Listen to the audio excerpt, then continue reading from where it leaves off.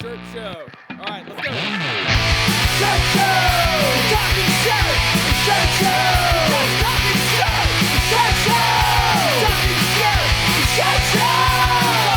Shirt man! All right! Episode 273 of Shirt Show!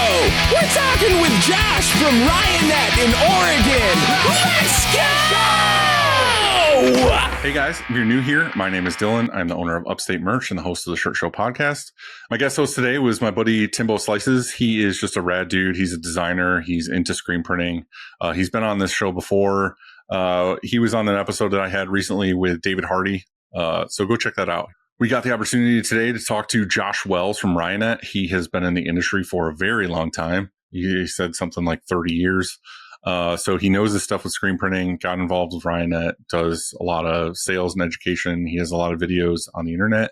Most of what we got into and talked about today was education and how it's important and how people are, looking for people they trust to give out that information.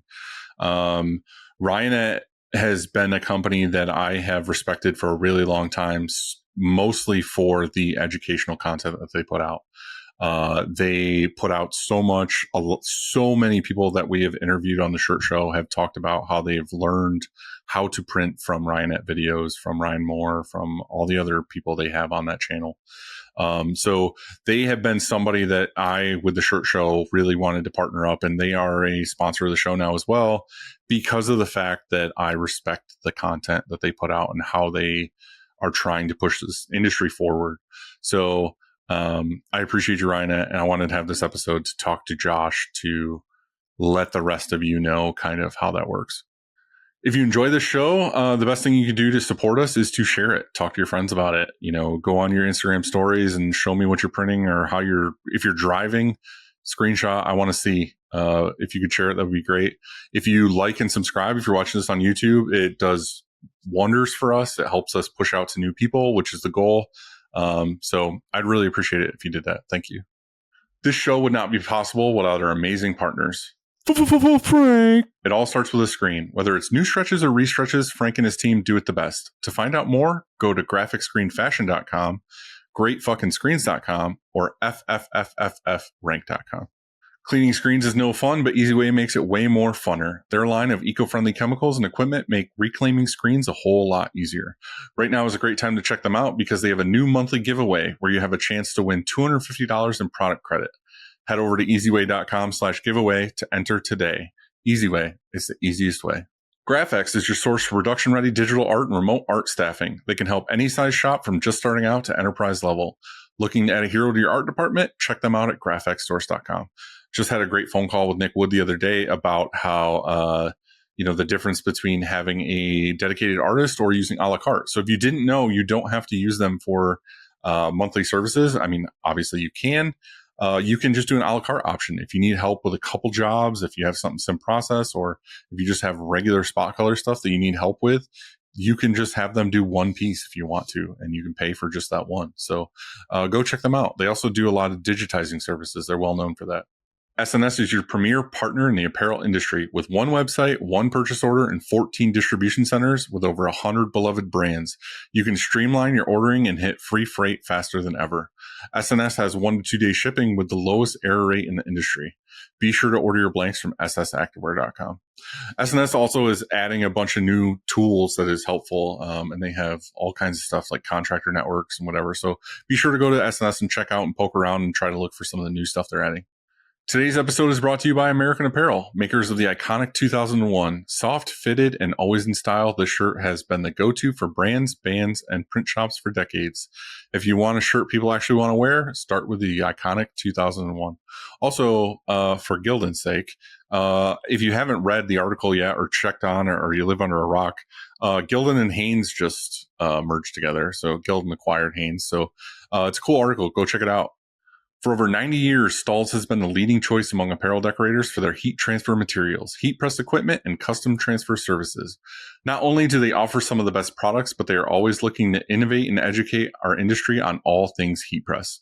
Head over to stalls.com to order your transfers and check them out on YouTube to be taught a thing or two. Another one of those companies, like how Ryonet is, very education focused. Stalls is the same way.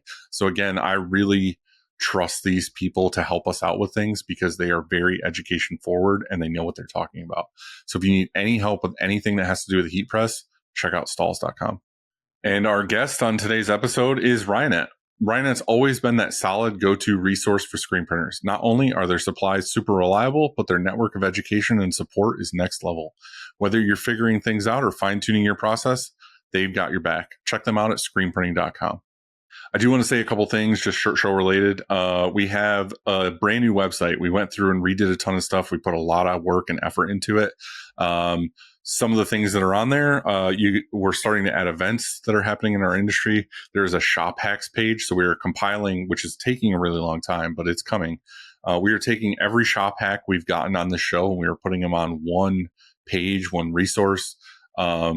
We're adding them as we can now. So it's, maybe one or two a day until we get them all in there.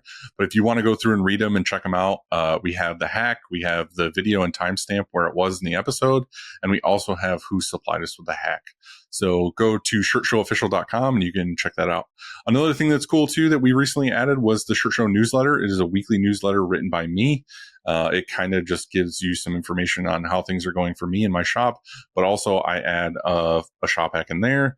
I have a whole section now that is John McGee is giving tech tips on screen printing stuff, and we're adding new stuff all the time. So if you want to sign up for that, it's cool. I'd appreciate it. It is shirtshowofficial.com/newsletter.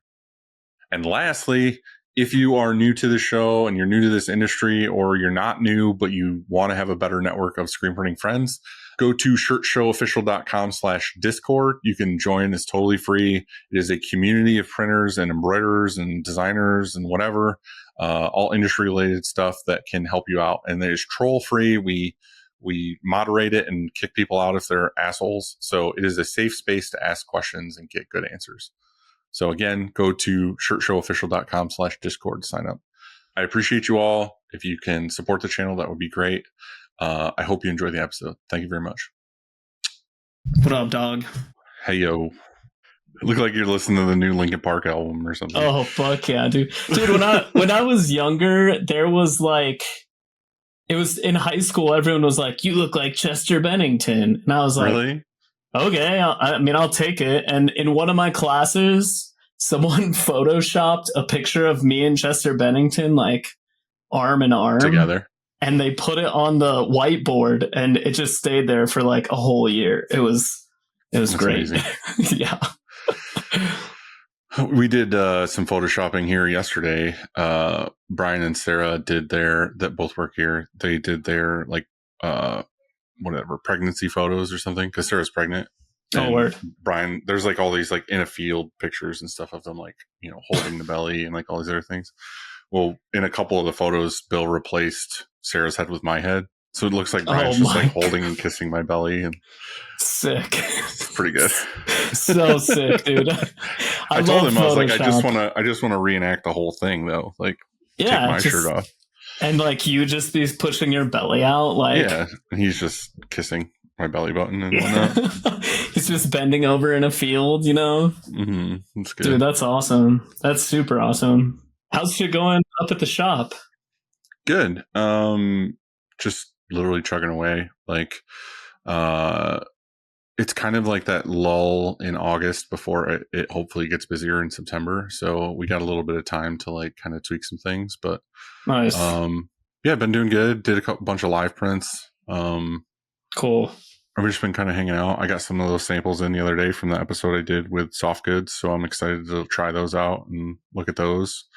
I don't know if you saw that episode or not, but it was he has some really rad stuff. So. Oh yeah. Yeah, I did. The dude who does his own manufacturing, right? Yeah. Yep. Cool. Yeah. That was a super, yeah, dude. The last couple of episodes have been clutch. Like the one that just came out on Monday, on yesterday. That one With was Lon. really cool. Yeah, that was hilarious, dude. It was just The funny thing about the one with soft goods was really good because I don't know, I just really enjoyed that one because it was a little bit different than the normal thing. yeah. But also, like, I'm so pumped on someone like starting a whole manufacturing thing and being like, I'm going to do it here, and I want it to be quality, and I want it to be this. It's like so refreshing. You know what I mean? It was just like, oh fuck yeah! Like it was like I was just. And then we talked a lot about how he should tell his story more on social and stuff. And I was like, dude, you have to. Like, this is so good. But yeah, the Juan one that came out, it'll be a couple episodes when this one comes out because I'm one ahead at this point. I was just in like a headspace too where I was like it was a straight up therapy session. And he's got such like a calm, cool, collected like therapy voice too. He does. He's just like, yeah, Dylan, you need to do this. And I was just like, God, like I needed a hanky, a tissue. Yeah. It was good, man. And yeah, everything has been super insightful. And I don't know. It's also cool to see someone decent like manufacturing their own stuff. Did you watch that American Apparel documentary on Netflix? Yeah. Oh my god, dude! It was like to be fair, I don't feel like it was about the apparel at all. Like it was 100% about his like creepiness and like, you know, all the women in the house and like basically making them do what you want because you're like their boss and whatever. Like that whole shit sucks. Like that was whatever. Yeah. But what sucks too is like Gildan took over for American Apparel and they're doing like really rad stuff with it and like making great items and all this other stuff. And it just sucks because something like that comes out and like kind of throws a little bit of tarnish on the name. And it's like, he's not even involved with that anymore. It's not a thing. Like, I wish at the end, I get why they didn't do it because it's meant to be trash TV kind of. 100%, but like, it would have been nice at the end if they were like, oh, like a new company took over and this stuff doesn't exist anymore and like whatever. But they didn't. They were just like, they're just like, and he's free to go. And then it ends. And it's like, what the hell? I think they even dropped Los Angeles Apparel too. They're like, now he is also partially running Los Angeles Apparel. And it's like, I love how they threw Kanye in there too. And they're like, oh, and he works with Kanye. And I was just like, this makes total sense. So thanks Netflix for allowing me to waste fucking 3 hours of my time. I mean, it was cool though. Like it's funny. I always think about like shows and stuff like that where they don't, like, wouldn't it be awesome if there was like a Robin Big or something, but for screen printers? Like it was like in a shop, or there was this, like, we always talk about it'd be cool to have this show that's like about the life of like a screen print shop and something, or like, oh, they got to print for this band. It'd be like Orange County Choppers or something. You know what I mean? Like, oh, we got to get this job out for Megadeth or some shit. You know what I mean? And it's like, oh, we got to do this, and then they got to drive it to the show process, fucking, and it's got to be done in 8 hours. You know, it's like, oh, dude, that'd be sick. That'd be super sick. It's kind of like what Zach is doing, right? Like, isn't Zach kind of doing like the screen printer royale where he's like having the screen printers battle? Yeah. I wish he did that more though. Like I feel like I see a video here and there, and it's like, no, I want this weekly. Like, I want consistent content. You know what I mean? Yeah, dude. Yeah, it's like he dropped an episode and it was like, oh, that was fucking rad. And I even hit him up and I was like, dude, that was super cool. And it's like, yeah, we'll see what happens with it, but it's got to be consistent. Got to have the consistency, you know? I'm going to bring Josh in. So today's guest is Josh Wells from Ryonet. I thought you, Tim, would be a great one to be on this with me. A, because I want to see your beautiful face. But B, you're trying to do this whole thing, you know, in your garage and whatever. And like Ryonet with the education and helping people out that are very similar to the boat that you're in. I thought it would be cool to hear his story and then have you two like marriage and mesh. But I wanted to ask Josh about this whole like reality TV thing. Hold on. What's up, dude? Hi. Tim, meet Josh. I don't know if you guys have ever met each other or not. What's up, Josh? Me and Josh have met before. Not met. I spied on you on Instagram. I was going to say, I just followed you today. So I was like, oh, yeah, this dude's cool as fuck.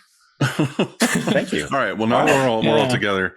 Me and Tim were just talking before you got on, Josh, about how our industry needs a reality television show, like an Orange County Choppers or a Robin Big kind of style thing.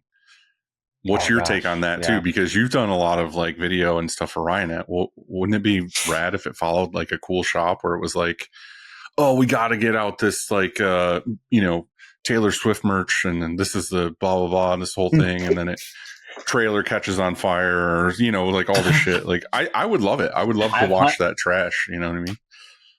Yeah. Oh, I've had this idea before. Like when I was full time in a shop, I was like, oh, dude, this would be a super dope reality show. It would be. Because it's a mess. Mostly because it's a mess, Yeah, the Flash catches on fire. Like the thing that sucks with that kind of thing, though, too, is they manufacture stuff. Like they manufacture issues and like drama and all this other stuff. And it was like that part sucks for me. Like I get it though. Like if the shop's doing fine and everything's good, then why? Like people aren't going to watch because there's nothing happening. They're just like, oh, they're cool. They printed all these shirts today and everything went well. This sucks. I want to see. There's got to be some manufactured dramatic. Right. I want to see Tim fight Josh and then they make up at the end and everything. Totally. Yeah. And then the Flash catches on fire after that, I feel like every shop I've ever worked in could have been a reality TV show, but maybe there are days that go well. And I don't remember. You just don't know the days that go well. and then maybe that would be boring TV. I don't know. I feel like that's a different. It's like shop. Deadliest Catch, right? Yeah. It's kind of like Deadliest Catch or something, where like they're like, oh, totally, shit, he fell off the boat and stuff, and like maybe there wouldn't be those days, I don't know. I think it would be cool, but it's going to take a shop owner doing it and making it. But then it's, I don't know. I feel like I used to do a lot more content, which I'm thinking about getting back into doing more stuff, just for like the shop. But it's draining. Like it takes a lot out of you. Like it's a lot of time and energy and stuff. Much. There used to be like Cam would do like the print life stuff on YouTube, and he was making a vlog every single day. And it's like, when do you have time to do anything else? Like you're constantly moving the camera, you're doing all this and that and the other thing all day long. And it's like, you probably could have printed 3 more jobs in the amount of time it took you to like fart around with cameras and batteries and everything else. Well, even like when it's just on your phone too, right? Like there have been a couple of times where I've been printing in my garage and I'm just like, oh, well, I want to make this angle different and I want to make it, this and that. And then next thing you know, I'm like not thinking about what I'm doing and I'm trying to just figure out how to make good looking content. And then it's just like, I would rather just hit someone up and be like, come film me while I do this process. So then I can just focus on this and then you can capture the best shots instead of me having to fucking do it, cause it's brutal, dude. And then it's like, and then it takes time to put it together in the end. And then it's just like, I would so much rather just print some shirts and just be stoked on that and have someone else film me doing it, Yeah.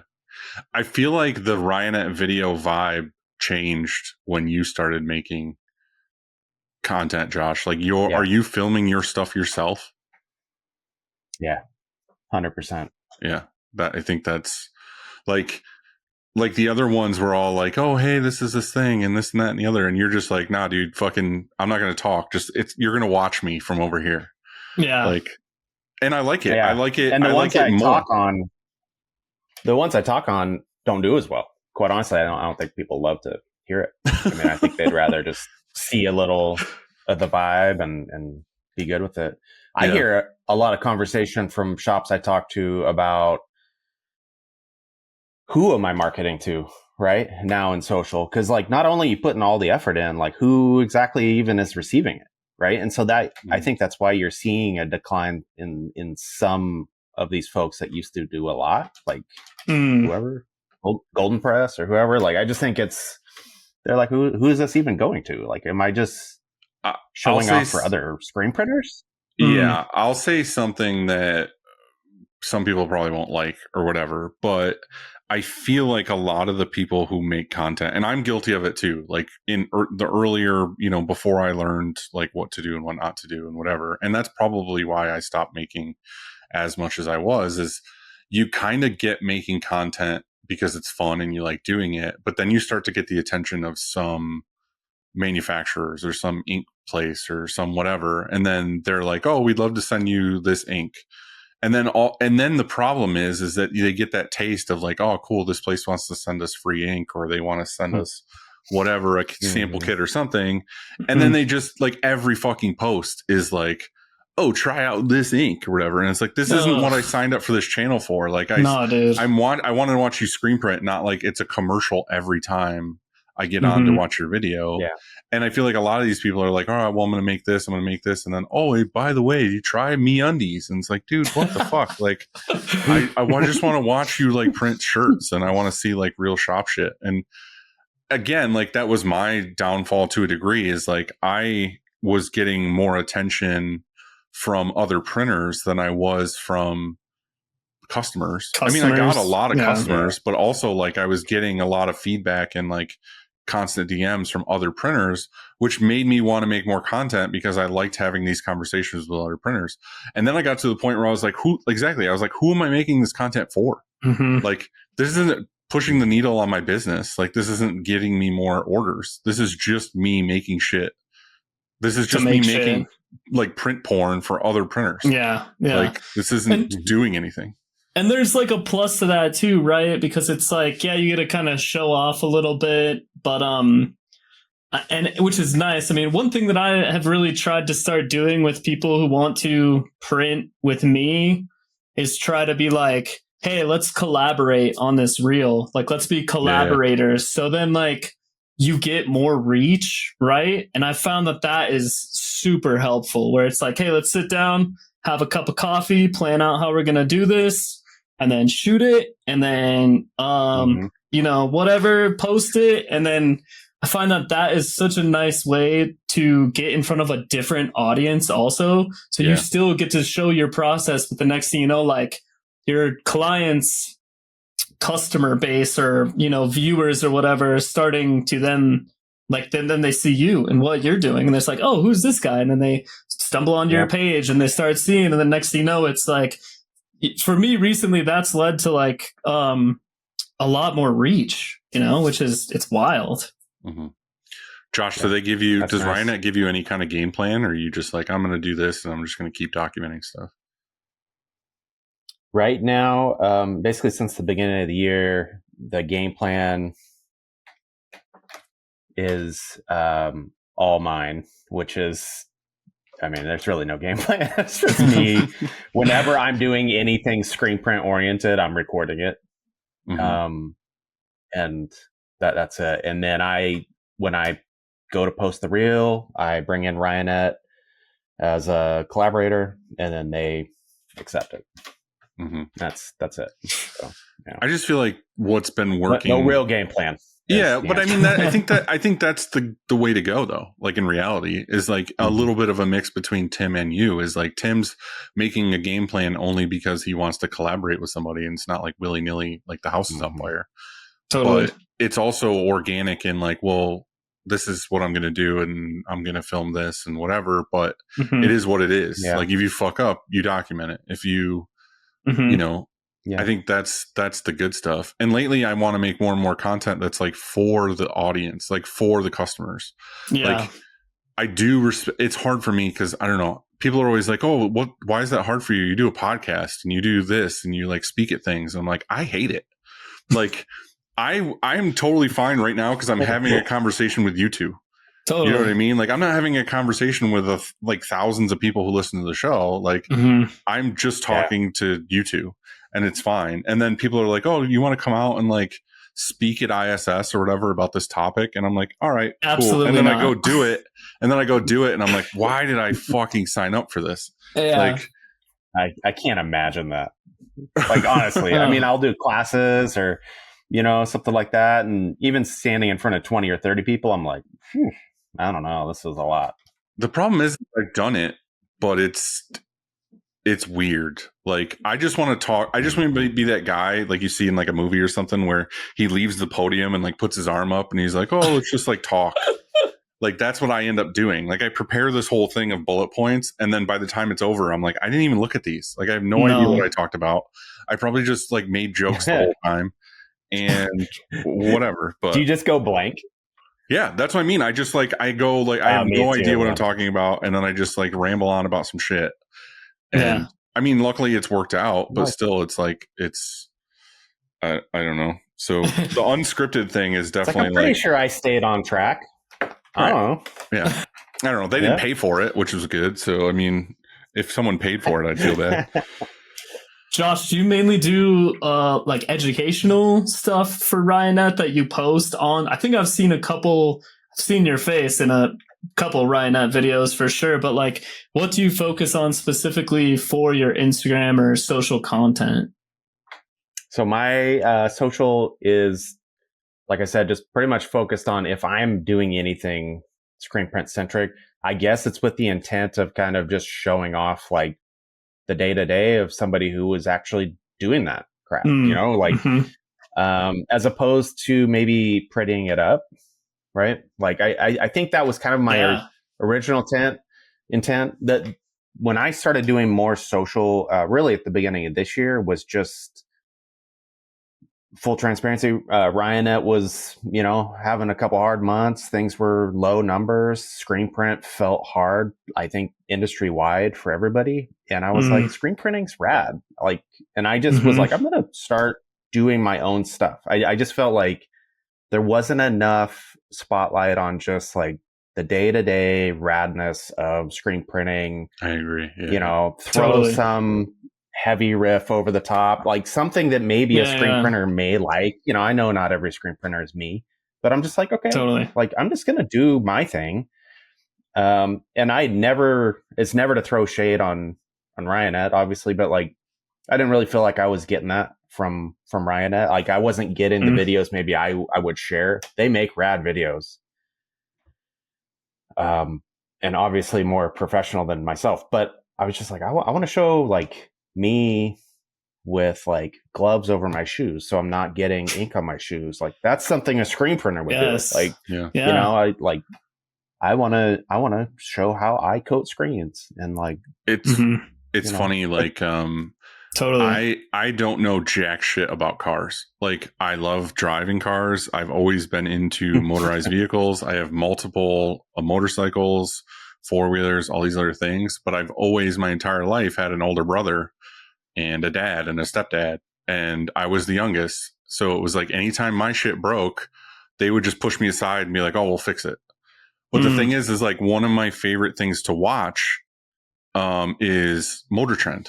Like I had a Motor Trend subscription, and some of my favorite shows on there were Roadkill was my all-time favorite show. So if anybody in here knows Roadkill, hell yeah. But the thing is like I've always appreciated Ryonet. I want to start there. I think that they have been, in my eyes, like the innovators when it comes to YouTube education. Like they were the ones that everyone goes to for this, that, and the other thing. And I think they have done an amazing job of that. I want to say that up front. But I kind of, to your point, Josh, I feel like they did the same. It's almost like they had one channel when it should have been a network. You know what I mean? It should have been like Motor Trend, where Motor Trend has shows that are super well polished and like scripted, and there's all this like stuff sprinkled in and whatever. And then there's shows like Roadkill that I loved, which was literally two dudes buying some piece of shit across the country, and they had GoPros in their car, and the whole point was to go buy it sight unseen and then drive it, 2,000 miles to the next place. And the whole point was that it would break down constantly. And it was the story of them fixing it on the side of the road, driving another 200 miles, and then fixing it, and then driving another whatever miles. And it was just them having fun fucking around. So that's what I mean is like your content's different from Ryan Moore's content's different from this other person's content. But I think what Ryonet needs is they need that umbrella of these are our 6 content creators. And Ryan might post like new product review videos. And then there's, you just like printing and doing real life like printer shit. And then there's this guy does this thing and the other thing. And it's like, okay, there's a lab guy who talks about the nerdy science of like why this ink does what it does, or hey, here's this new something or other. I just think that it should be this like, okay, you're watching the Josh Wells channel on the Ryonet umbrella. You know what I mean? And I think that would suck certain people in because I like the dirty stuff. I guess I do like the dirty stuff. I like the roadkill, rough, like realistic stuff. But then there's going to be someone else who's like, I don't want to watch these idiots. I want to watch who's like super technical and like getting all this polished content. Yeah. So like, there's a huge difference between those types of shows, and I think that would make Ryonet benefit greatly because they would service all these different kinds of people rather than people just being like, well, I don't like to see Ryan's content or I don't like to see Josh's content. Now they can watch either or from the same place, which I mean, the whole point of Ryonet is it's a business and they're trying to sell products and be a distributor and all this other stuff. So like, why not try to get everyone in one place? But anyway, we went hard into some other stuff without legit, hearing Josh's story, but you have a long history in this industry. Josh, can you take us way, way back to when you first got involved and give me your story until you got to Ryonet? To little Josh? Yeah. Yeah. I mean, so I grew up in Southern Oregon, Klamath Falls. So if you've ever been to Oregon, I don't know, but it's sticks. It was pre-internet, and I was just like little skater kid, and I loved like drawn designs on shirts. I would like draw. I mean, I had no idea, but like I just loved making designs on like shirts, and I would draw like surfboards and make a design on a surfboard. I like was not close to the ocean, so it makes no sense. But like just the culture of skating, you're like, oh, I sweat like surfing, so like you would draw a surfboard and make a design on it. It was cool. Were you doing it with like my earliest pens or like Sharpies or? I don't really remember that. I think it was just like pens and Sharpies. Like a blue Bic pen. Sick. Yeah, so probably. Sick. Yeah. So I just remember like that was kind of the first time I cared about it. Like I loved art. I loved that. I loved design. I loved checking out Thrasher and Transworld. And like that was kind of like how my brain worked then. Right. Yeah. I had a buddy who worked, I was probably 15, I think, ish. He was scraping screens at like a garage shop in town. And he was like, hey, I'm going to do something else. Do you want this job? Because that's just how it works when you're 15. You want my 15-year-old job? I'm like, yeah, of course. And so I would ride my bike over to this shop and like scrape screens for $5 an hour. That was kind of my first like, oh, this is a screen and whatever. And side note, my mom made me a birthday cake when I was a little kid. It was a t-shirt. Like it was a t-shirt mold. I mean, ironically, I don't know how that happened. But sick. Anyway. That's so sick. First of all, hold on. You can't just say that. Yeah. Why would your mom make your cake a t-shirt? I don't know. It's just maybe what was cool.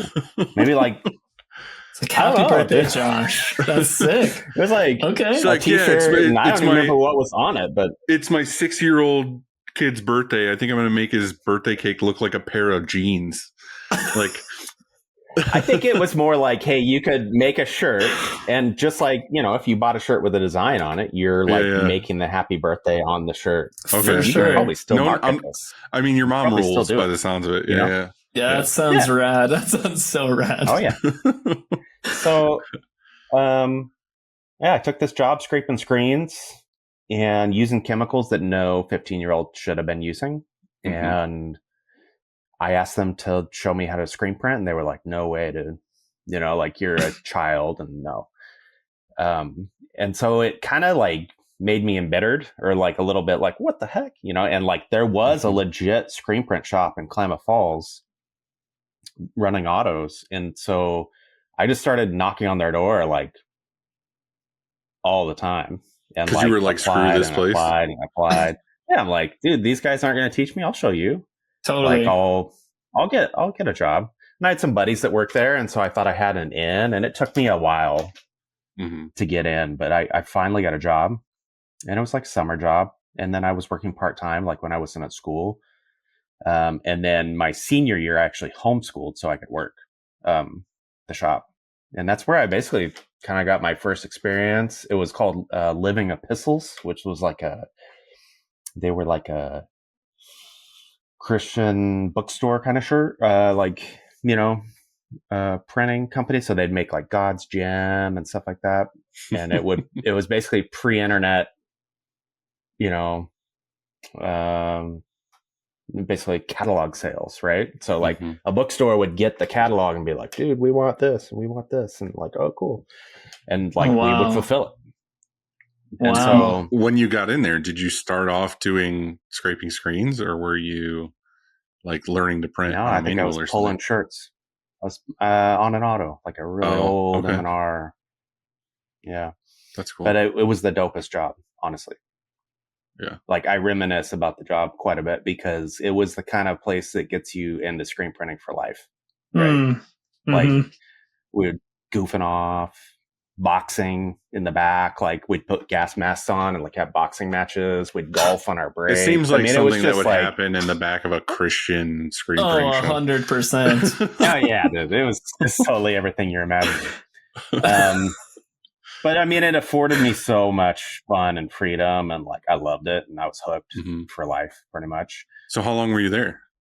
Like 16 to 19. So, yeah, about 2.5, 3 years. Yeah.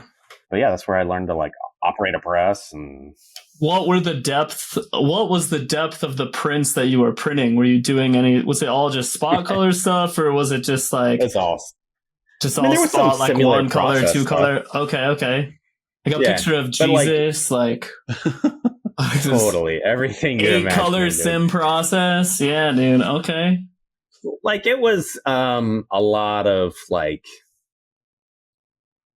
Lord's Gem, God's Gem, kind of Gold's Gem was really popular at that time. It would rip off kind of that kind of stuff. And then but there would be like kind of high detail. On the like, back, it just said "Getting swole with Christ." Yeah. Totally. I mean, if you throw that out there right now, somebody's going to make that shirt. Like, oh, dude, yeah, for sure. Tonight, that shirt's on the internet. Hot market item drop tonight. Totally online. Okay, let's do it. As soon as you hang up, Dylan, you should probably make that. It's okay. I don't need that on me. Yeah. It's like something Boss Dog would do, you know? So you're there for 3 years, then what? 'Cause I mean, you got a long career here. You've got multiple places you have to be at, I'm sure. They were purchased, moved to Alabama. And I was not interested in that. So me and two other dudes from that shop basically sold ourselves to a shop up in Portland as a team. We were like, hey, if you want to tighten up your shop, you're going to hire us 3 and we'll come in, we'll clean up your shop, tighten it up. And so we came up to Portland, which was like a huge adjustment from living in Southern Oregon.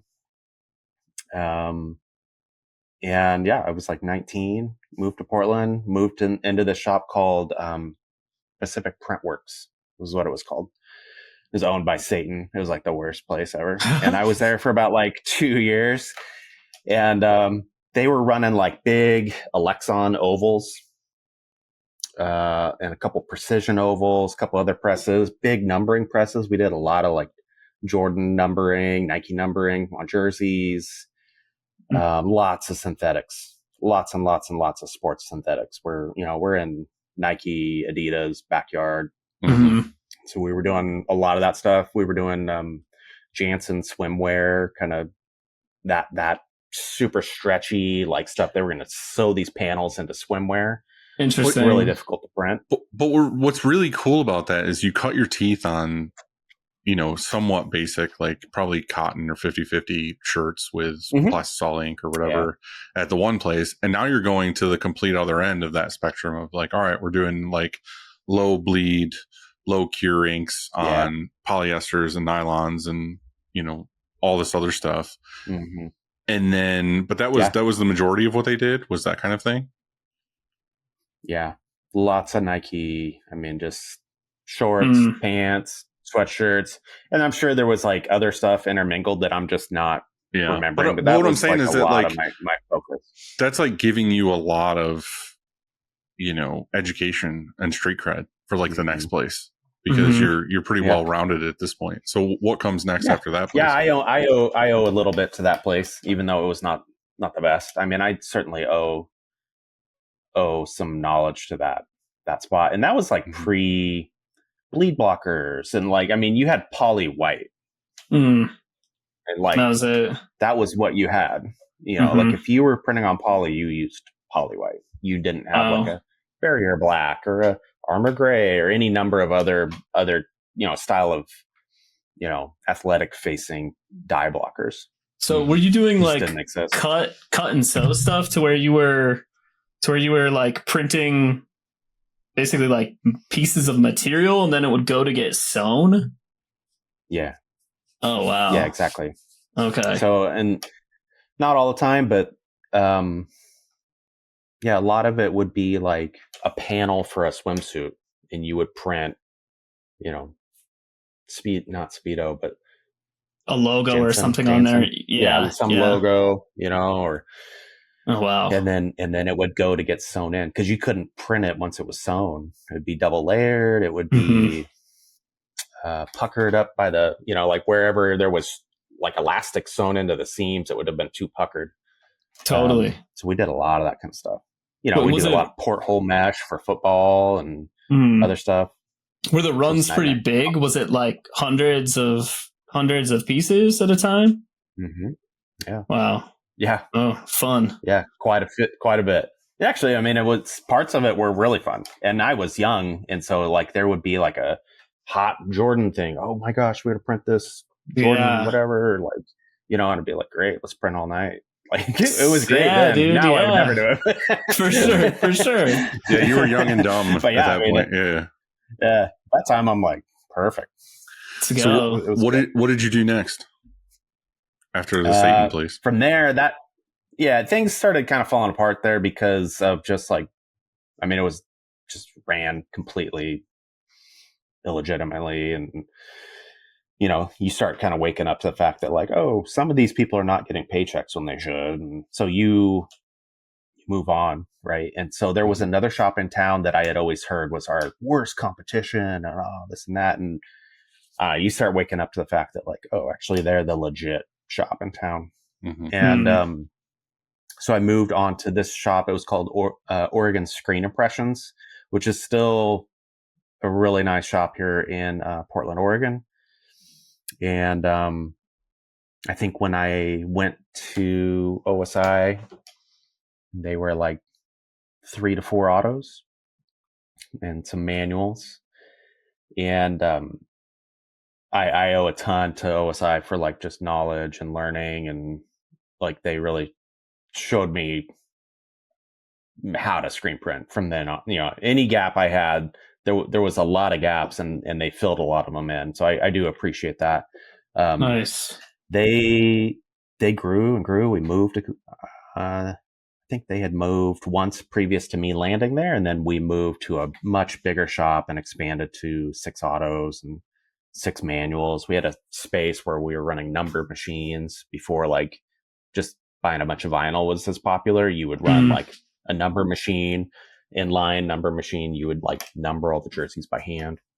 How many more shops have you worked at since that one? None. That was the last one? Since then, yeah.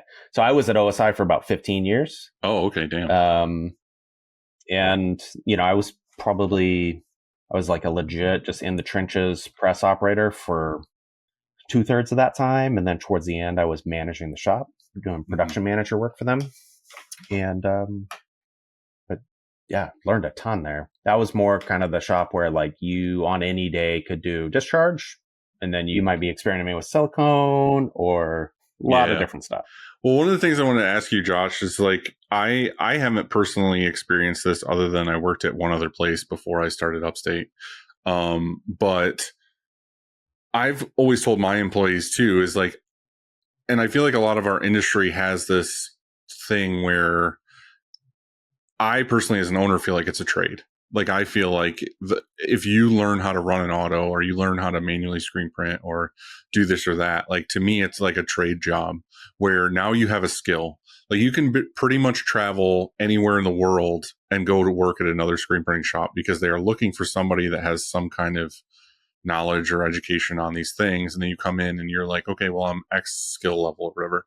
Do you feel, A, I want to get your take on that. And B, do you feel like you had a leg up over most people when you went from shop A to B to C to whatever because you had X knowledge? Yeah, I mean, I do think it's helpful. I do think it's a trade. I think if you play the cards right, it very much has a trajectory that can help you grow, right? I can't say that's true for everybody, right? Like, because I am, I don't know if that's is it regional, right? Like, could I say the same thing about Portland right now that it, as opposed to 1996? Yeah, I don't know. Well, I feel like the hard thing though too is it can go either way. Like if you're a well-rounded, good human being like yourself, you can go into somewhere and you're a good hire. But if you're someone who goes into a shop and has all the bad habits and think you know everything and your shit doesn't stink, then I hire you and you say you have 10 years of, M&R experience or something, and you come in and you're just like hitting shit with hammers and you're, scooping ink out of a 5 with your bare hands. Like, it's different experience. It's not a good experience. It's bad experience. Like, it's hard. And I've had this discussion on the show a shitload of times, but I'm always fighting for this like accreditation thing of like, okay, well, I'm X, I'm whatever certified, or I did training at, M&R or Rock or whatever, and I have, automatic press mastery training or something, and they have a plaque. They didn't just sit in a room and listen to somebody talk. It was like, okay, we're going to go through this, and then you have to do it, and then you have to pass this on your own and understand what it is that I taught you. And then they go home with a stamp or seal of approval or something of like, okay, well, you actually know this. I taught it to you and you passed it. What is your thought on that kind of thing? I mean, I think it would be kind of, I guess I'm thinking of it in two different ways. I mean, number one, I think as somebody who's hired, something like that would be kind of amazing, right? Yeah. Because you at least know there's an element of like, hey, this actually is legit to some degree. Now, how's the personality? How's, well, the personality is definitely 50% of it. Yeah. Yeah. But like knowing that they're not just blowing smoke is pretty great. Right. That would be That's great. what I mean. That's where an accreditation would show some of that. Yeah, I don't want it to be like, well, I worked 10 years on an M&R, but they were at some like bottom of the barrel warehouse facility with no windows, and it was an old press that was beat to hell. It's not like someone who takes care of their stuff or does this and this. I'm saying go to, all right, well, you want darkroom training? You're going to, Saudi Eurochromaline, or you're going to Kiwo, or you're going to this other place or whatever. And you spend 4 days there and you learn everything there is to know about EOM and about, all this like coding techniques and, screen prep and care and all these other things, and what mesh mean, like everything you need to know about a screen and making it a great screen. You're going to learn from literally the best of the best. And you walk away with that expertise. You know what I mean? You're not going to some shithole and then saying, well, I coded screens for 15 years. And it's like, okay, what did you use? Like, a dirty piece of plastic that you poured some emulsion on? Right. Like, what happened? An old squeegee. Right. Yeah, an old squeezy. Yeah, dog, exactly. So there just needs to be someone that can like get together with some of the, bigger companies and say, how can we figure out an accreditation program? And then you can go through it. And I mean, for me, that's why Ryonet was super helpful, because, I went on to screenprinting.com, downloaded some classes, and I was like, I got more knowledge from those classes than, a lot of, and I haven't been printing myself for that long, but when I started, I remember there was just so many questions, and having those classes available really helped kind of like solid a lot of things up for me, And then it's like that's one part of it though, right? And then it's like the other part is the real life experience that like if you were to get some of that training, that you weren't under pressure in a shop and you had timelines and deadlines and some dude running the press being like, where's my fucking screens at? You could be like, okay, I'm going to take my time. I'm going to figure out how to coat this screen properly. I'm going to figure out how to burn the screen properly. I'm going to figure out how to mix this ink properly. Cause I mean, Dylan, I think about our original conversation we had on the first time I was on here about how people just mix colors. And it's like, after that, dude, I've been using Pantones and like, it's like, why, man? It's a pain point for sure. And it's just, the learning portion of it is so important. It's so important. I think about this in a little different light because we've done classes for a long time, right? And one of my things when I'm out visiting shops is like, hey, you get a new hire, let me know. We can bring them up into the class and I'll even give you a discounted rate since you're local or whatever. And you'd be shocked at how few and far between that's actually taken advantage of. See, I want that so badly. Totally.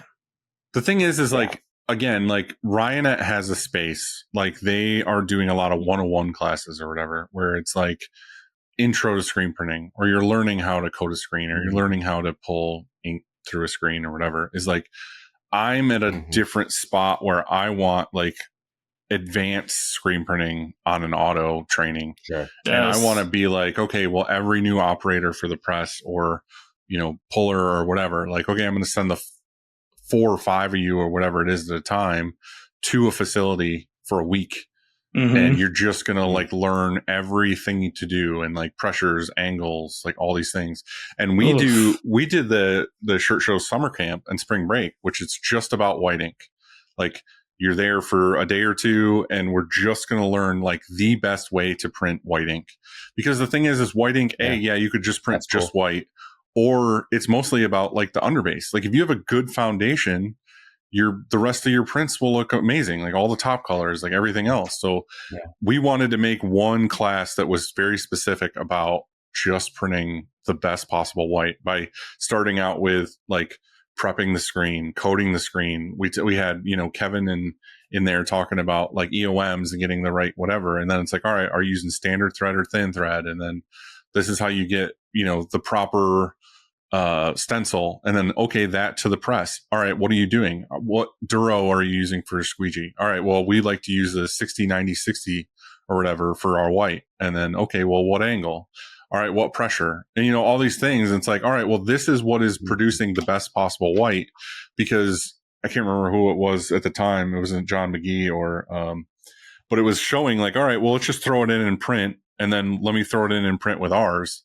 And it was like, okay, this one is like way brighter and also holding a shitload more detail. Whereas over here, you're just smashing white ink into the t-shirt almost so much that it's like kissing the palette and leaving a design on the palette.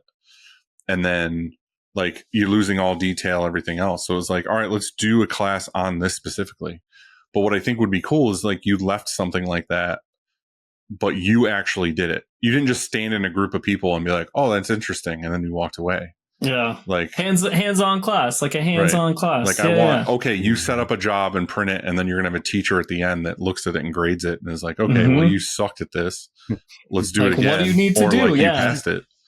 And then they leave with a diploma and they're like, all right, I know how to do this now. Yeah. Like even Bill at my own shop, my production manager, like he's like, yeah, I print, white is so good now because I have this thing from going to the camp and learning from, Alex and John and Kevin and whoever else. So I don't know. I don't want to go super into the weeds on that because I feel like I've talked about it on this show a million times because I'm passionate about that happening. Yeah, dude. But I think it's hard for some business owners to conceptualize sending people that could not be there soon out into the world to learn different things here and there.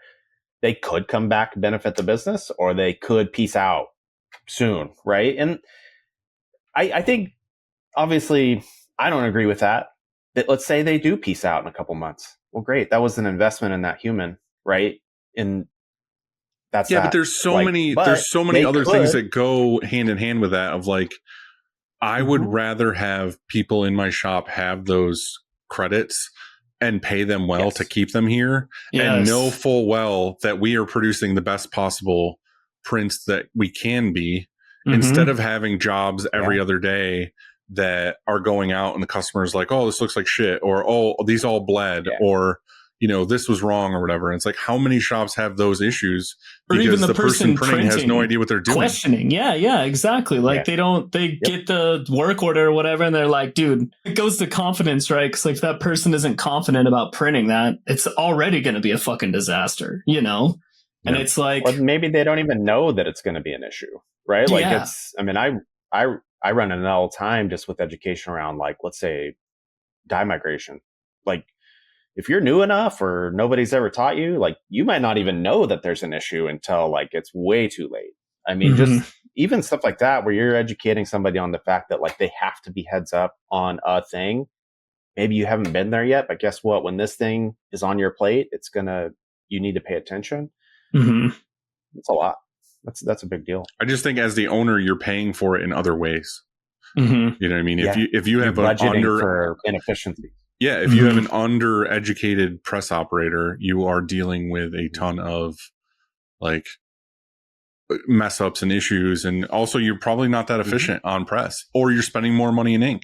Like that was one of the things with like thin thread and stuff, is it's like you're actually spending less money in ink because of the laydowns and stuff, and you're not smashing things on top of each other or whatever. And it's like those things add up. And also we were just talking in an episode with Juan about how he's going tapeless and all this other stuff. And it's like, all right, well, how do you go about doing that? And like, how do these things work? And it's like, you know, I don't know. It's just, I feel like this discussion again is about you, but also about Ryonet and stuff. And I just feel like we have the opportunity as a collective of screen printers to push some of these people in a direction of like, how do we actually get this to work for everybody? You know what I mean? Like getting people together and getting people on the same page and wanting to better their craft and be invested in your career is important to me and a lot of other print shops and whatever. And it's like, all right, well, who do we go to for that? Who's going to be willing to do that? And again, like I'm not approaching, but like me and Brandon have talked a bunch of times at Ryonet and Ryan Moore and whatever about how, you know, we like talking to each other and working together and whatever. And it's like, I respect Ryonet for the education piece. You know, I might not buy a bunch of supplies or whatever, but it's like, I will always talk to you guys and do stuff because of the education factor. And that's obviously I'm interested in that fact because I do this fucking show.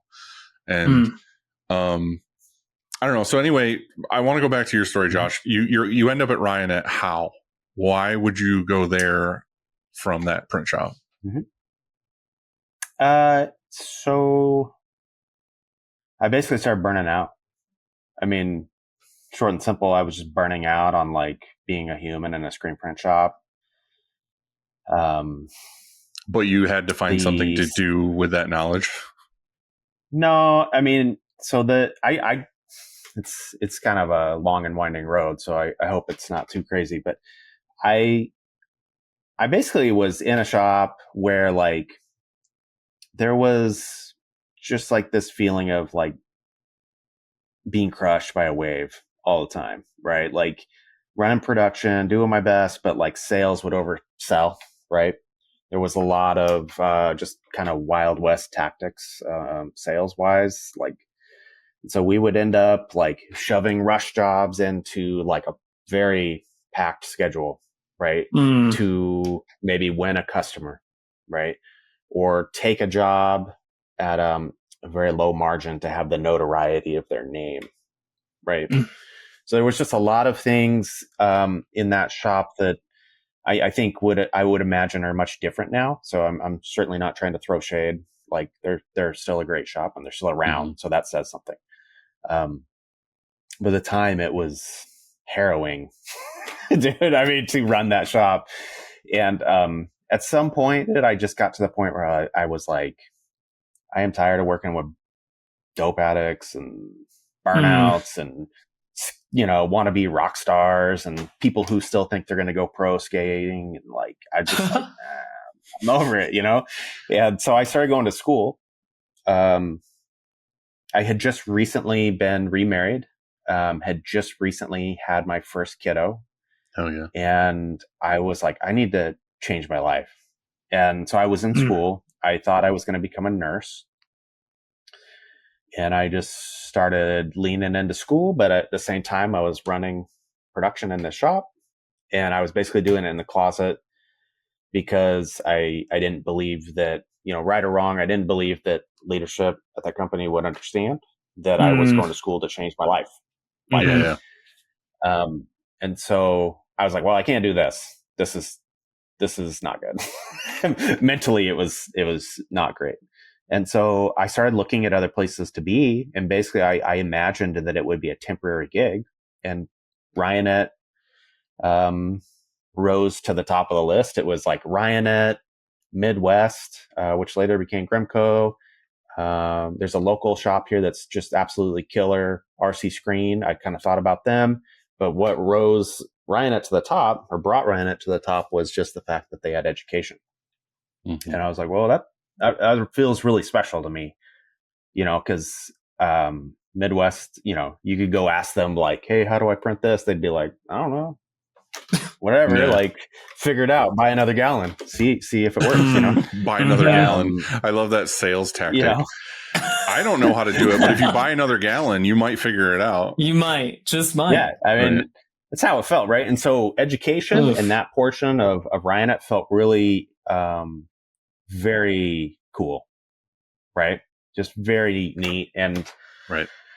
So I had met a handful of folks from Ryonet that had tried to come to the shop and sell me stuff. And I was using Ryonet a little bit here and there, but like not a bunch. And I had met Brandon when I was working at OSI. I had met Nick Wood and Mario. Hold on, real quick. I don't know if it's in the water up there or not, but like Nick Wood and Brandon are both two standout people that I know that have a personality that's like, either they just absorb things and don't let them out. They are just like like hype men, the most soft spoken, like, like everything. I don't know how to describe it. It's just like you walk next to someone like that and they like just make you feel warm.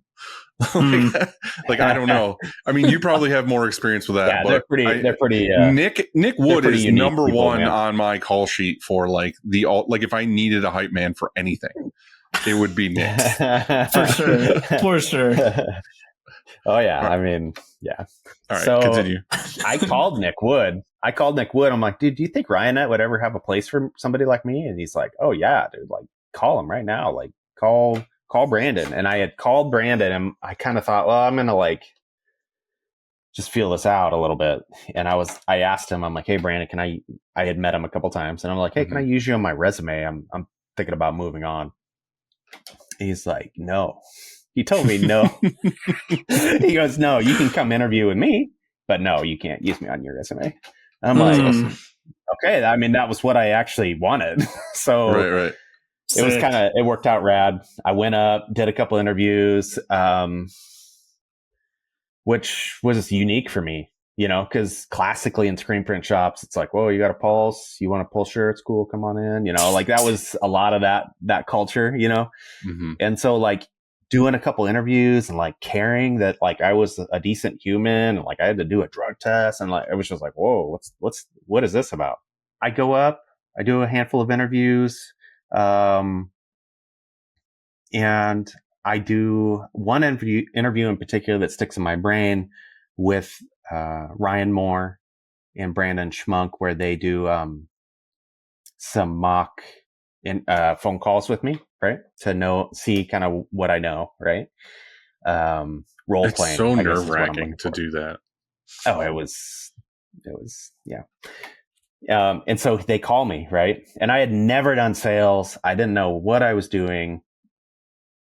I mean, I had customer interactions at the company previous, but it was very much face to face. Like I would do a press check, Nike would come in and do a press check, and I'd be like, oh yeah, this and that. Like, hey, can you change this red to this? Yeah, cool. Like, that's my customer interaction, right? It's very in the trenches. They want to, call me and ask me why the white's cracking off the shirt. I'm like, okay, sure. Like, and so we're role playing. They call me and I go, hello? And they're like, hello, dude. Like, I'm calling Ryonet. You got to pick up the phone and be like, hey, this is Ryonet. And I'm like, so I try it again. They're asking me all these questions about why it's not curing and stuff. And I'm like, well, how long is it in your dryer chamber? And it's like, I don't have a dryer. Like, I mean, they're just throwing curveballs at me. I'm like, I didn't know you couldn't print a shirt without a dryer. Like, I didn't know. I had always grown up in shops that like had 20-foot conveyors. You shouldn't be drying a shirt not in a dryer. Like, no, you should have been know, like, well, but people do it.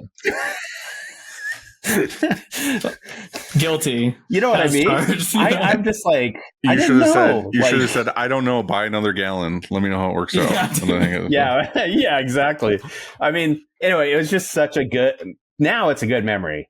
I mean, while I hate role playing, it's just in me, and there's something about like my personality where I'm like, no thanks. Like, yeah. But I've done plenty of role playing in sales trainings and stuff at Ryonet, and that in particular, that one was so good, so classic. I was like, I didn't even know you could cure ink not in a conveyor. What? Like, right. So weird. That's how I ended up at Ryonet. I thought it was going to be just a part-time gig. I landed there and I was like, oh, whoa, there are normal people that screen print and cool people. Like, and it kind of just gave me some new life. And I decided, why am I going to go tens and thousands of dollars of debt to try something else when I already have 20 years of experience here? And like, I'm just going to ride this wave and see how it goes. And that's how I landed at Ryonet. 13 years later, I'm there. So that's awesome. Yeah. I don't know how we originally met, but I feel like every time I've had to call Ryonet for something, or I do something on the website and then someone calls me, it was always you. Like, you were the one who called me. I don't know.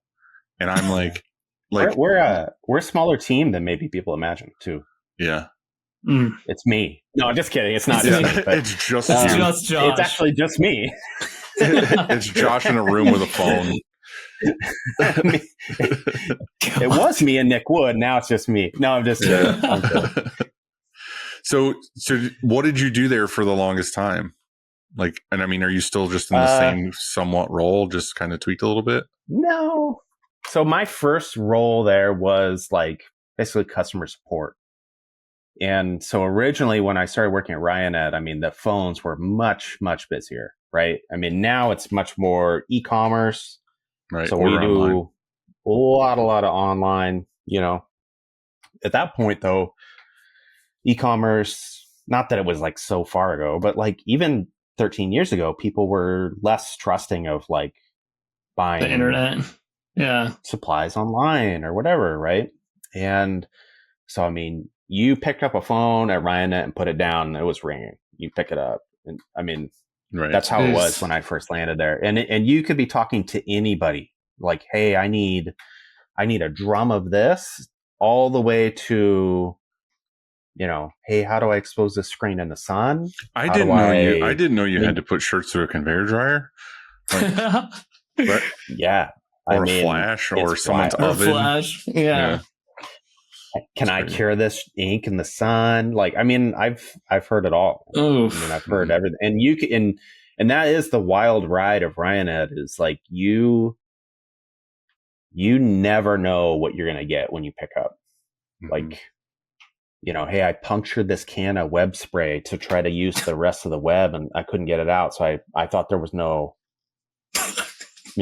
propellant in it. So I punctured it. Now it's all over me. How do I get it off? It's like, what? Oh my.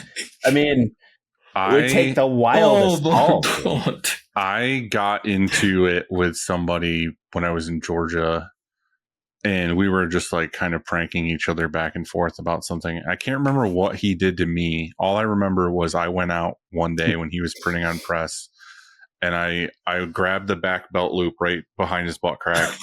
And I opened it up and just unloaded a can of web spray into his ass. Oh, my no, God, dude. But it was also too, the memorable part of it was he had such a hairy ass that it was just like, there's no way he got that out. He had to have shaved his ass. Had to, bro. It's like he's getting a nice hot wax with that, you know? Yeah, I did him a favor, if anything. So I mean, as somebody who's had web spray all over my arms, like I know coconut oil will help take it off. Like I couldn't wash it off, so I just got like some coconut oil in a desperate like cry for help, and just like like it kind of like that or like gasoline. I would just go straight to like a nail polish remover. So what I should have done is I should have went up to him and be like, "Well, I guess I got a coconut oil up your ass then." So. Get over here. Get over here, buddy. I mean, whatever. I mean, these are the things that you learn in this industry. Yeah. So I told Tim is like one of the main reasons why I wanted to have him on this episode with me is A, because I like him, but B, he's in this spot, and me and him have had talks, I don't know, whatever it was, a couple months ago or something about I'm going to I want to buy this manual, or what should I buy for this, or, you know, how should I get this or that or the other thing. And one of the things you always hear from shops that I interview is like, all right, well, how'd you get started? And they're like, well, I went on Ryonet and I bought X starter kit, or I got this thing or whatever. And I guess twofold question is like, one, like what in your opinion, and try not to be biased, is the ultimate starter kit? Like what should someone, if they're going to, and I guess it doesn't even have to be a kit that Ryonet sells, is like, in your opinion, from doing this and selling people kits and everything else, is like, what is something someone should start with? Because you could go in and be like, well, they only have X amount of dollars. They're going to go buy a Riley Jr. and it's a 4-color single station, a flash, and this and that. And I feel like that's all well and good, but it's also like they can only go so far with it. And then they have to go buy the next thing that's a carousel press, or it's a 2-station, or like when I didn't buy a kit. I just bought a press. I bought a silver press from Ryonet, and it was a 6-color with the 2-station. So it had that one long arm station where you'd put a flash on the other side, and you'd have to swing the whole thing basically to get to the other side. Yeah, man. But it's like, what in your opinion is a great starter setup for somebody who's like, I want to start screen printing in my garage? Yeah. And assuming they want to grow, right? Well, definitely assuming they want to grow. Like not a Cricut mom that's like, I'm going to print. Yeah. We're going to Disney shirts every so often. Some people want to like, I mean, we talk to people who have like a very realistic view of like maybe printing their own brand, right? And so they understand like, hey, I might be printing X amount, small quantities for a long time. All right, I'm going to rephrase this again. Now, someone who wants to print for customers wants to get into screen printing to be a commercial-ish screen printer. Because I feel like that's the majority. Yeah. I mean, the smallest conveyor I ever put anybody in is the 8-foot, 24-inch wide, just Riley Cure, right? And BBC makes a similar thing, and I don't know what they call theirs, but just an 8-foot. The BBC is like wide.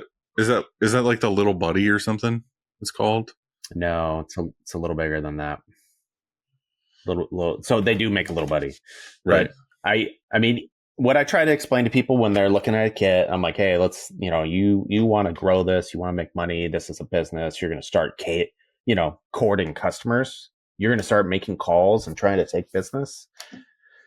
Your smallest conveyor is X, which is this 8x24. It's classically been the Riley Cure from us. And I think right now we call it the 824, Riley 824 or something. So that's in my mind, that is, for all intents and purposes, still small. Yeah, no, for sure. Still really small. Yeah. Right? But if we're talking about, hey, I only have access to a garage or a small shop, great. Or a bedroom. This gives it enough time in the chamber. That's like my number one thing I'm going to start thinking about is like, how are they going to cure? And then I think about the front end. How are you going to expose? Right? Because I think there's this middle ground where it's like, yeah, you could have a great press. Like you should have a great press. but like there's people all over the world printing on tables. Like, so I think my thing is always like, hey, I need you to be able to make great film, expose. I mean, assuming they're doing film because we're talking about garage shop, right? Yeah. So I need you to be able to make great film. I need you to be able to expose a great screen. The press is debatable, and curing is completely non-negotiable. Mhm. I was going to say that my number one concern for forever has been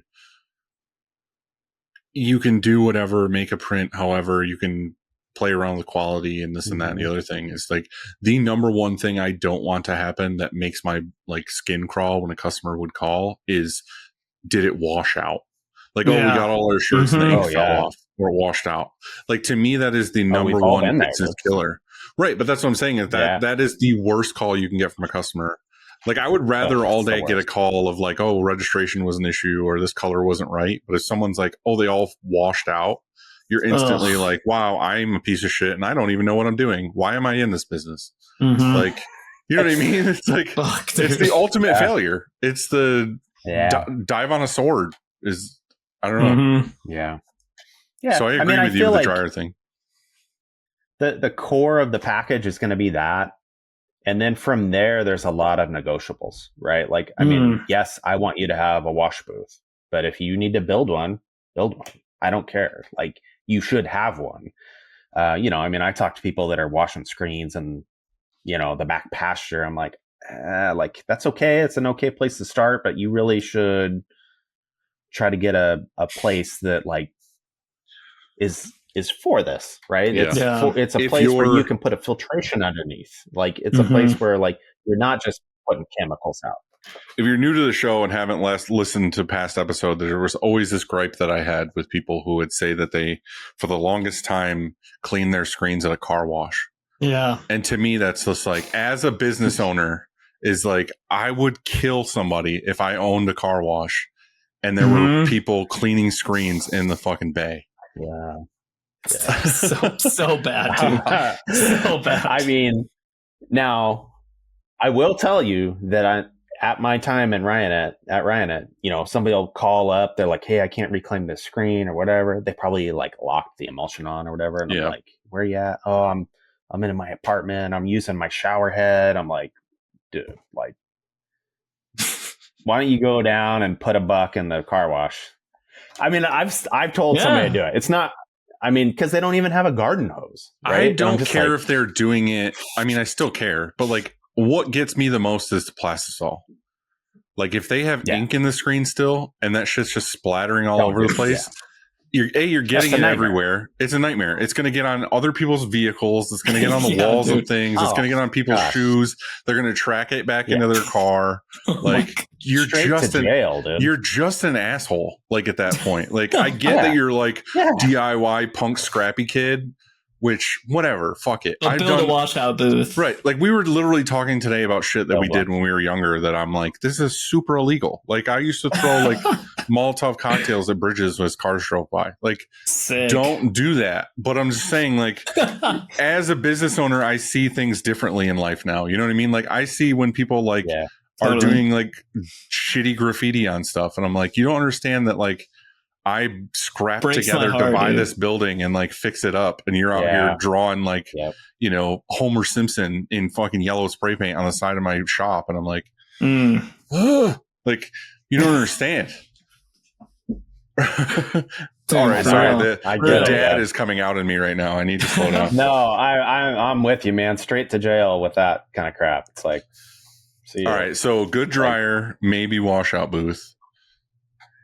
Yeah, good dryer, washout booth. I mean, that's a debatable. I mean, but I do think, I mean, I've seen people build their own, pick one up at the used home, you know, like, at least in Portland, they have like stores where it's like, hey, you know, they'll have shower booths and stuff that came out of old rentals, you know, like, or there's a thing out here that has like used building supplies. I can't remember the name of it off the top of my head. It doesn't matter. But like, you know, let's talk about all the things on this Ryonet episode. Let's talk about all the things we can DIY and make at home and not buy from Ryonet. Well, I mean, that's classic startup printing. So, I mean, there's things like that I always tell people that actually Ryonet wouldn't have, like, let's say pressure washer. Like, hey, get yourself a pressure washer. That's a huge life upgrade. But I mean, outside of a couple ancillaries like that, I mean, you can get everything you need like in a package at Ryonet. And I mean, not even a sales pitch. I mean, the package is the way, dude, because like if you call them up and you're like, hey, I'm looking at this package, but I don't want to do water base, they'll take the water base out. And you can still get a great deal on a package. Or like, hey, I only want to do water base, take the plastisol out. Well, that's when somebody will be like, oh, well, also, did you know that curing water base is harder? Maybe you should look at this and this, and like, or you need a forced air dryer but the package versus is always gonna IR dryer. Totally. And so, I mean, I'm always a huge proponent for, if you're starting up and you want to do business, buy a turnkey package. If you're not gonna do that, and you're doing like a Facebook marketplace kind of mishmash of items, and then you're maybe just watch what you're going to say. Watch what you're going to say, because Tim's about to tell you what he just did. That's where I'm at, man, and that's where. And well, it's like, so like I went to ISS, and I mean like Kevin from the dude from San Pedro. Oh, what's that shop called? Oh yeah, Cali Mucho. Yeah, Cali Mucho, Kevin. Yeah. Him and I were talking, and he was just like, bro, just buy a floor model. And I was like, oh, dude, if I had 5 Gs right now, that's exactly what I would do. Right. And so from where I'm at, like, I'm a graphic designer that's now really getting into the process and like the love of screen printing. And like, so I've like piecemealed all this stuff together. And, I looked at Ryonet and I looked at a bunch of other spots and just tried to figure out like, how can I make this happen for my tiny little uninsulated garage that I have? And, it's straight up started from the ground up of like cleaning the shit out of this garage, because at one point, like the old owners caught it on fire. And so like I had to clean the whole thing out. And then, I found some stuff off Facebook Marketplace, and some lady basically was selling all of her stuff for a little bit of money. And I was like, sweet, I got a flash. I have an exposure unit that's super old.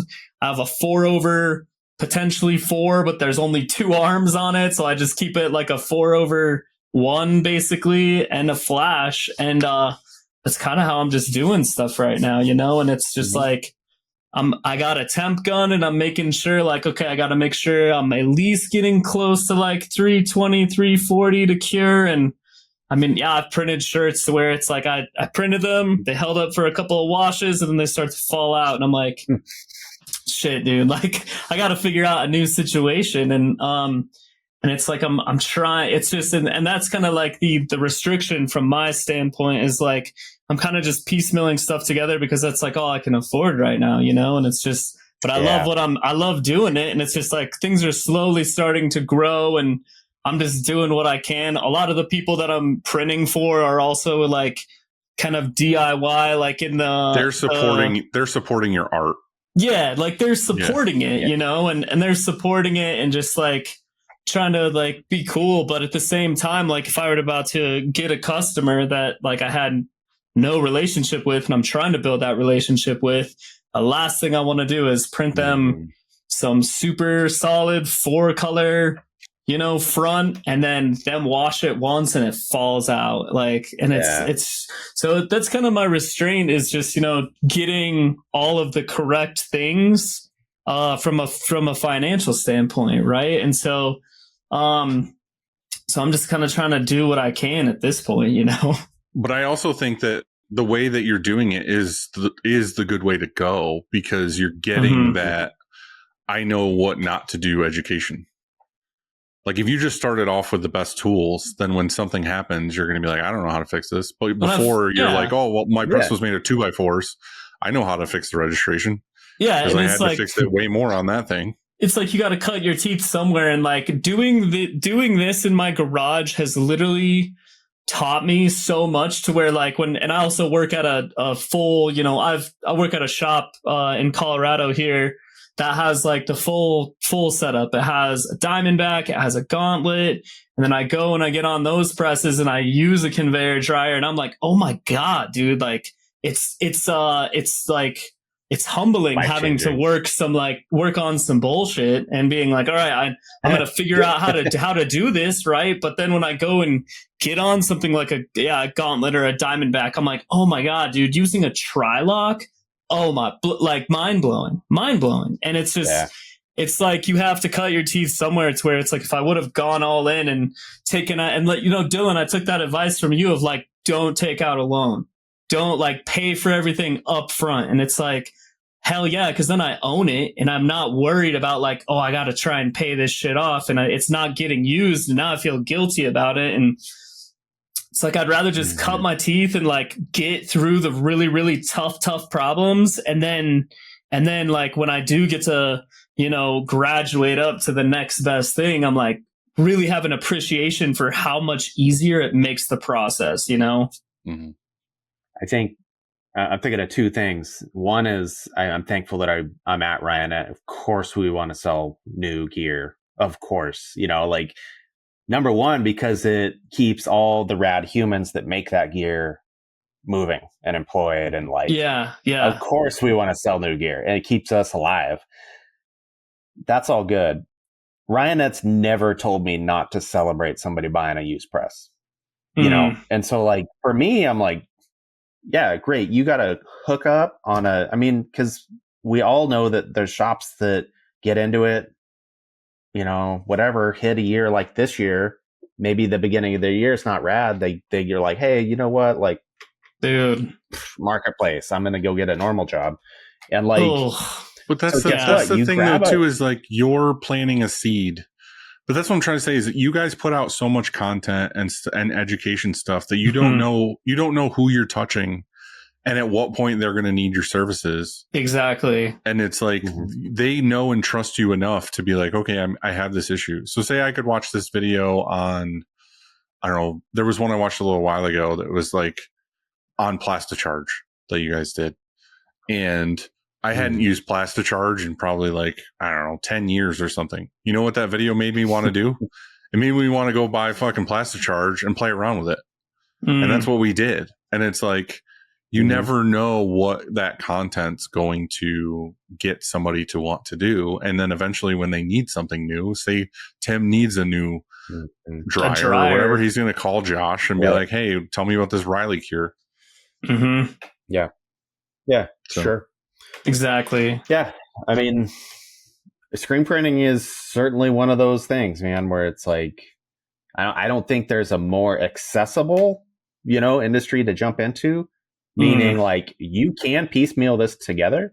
Totally. If it's like anything else. And I hate sayings like this, like the buy nice or buy twice kind of thing. Like, but it's also true. And like, there's a reason why it's a saying. I mean, it's a, yes. Yeah. I mean, dumb story, but like I just redid some stuff in my backyard, right? And I needed a place to put some bikes. And so I was like, well, I need a shed for my bikes.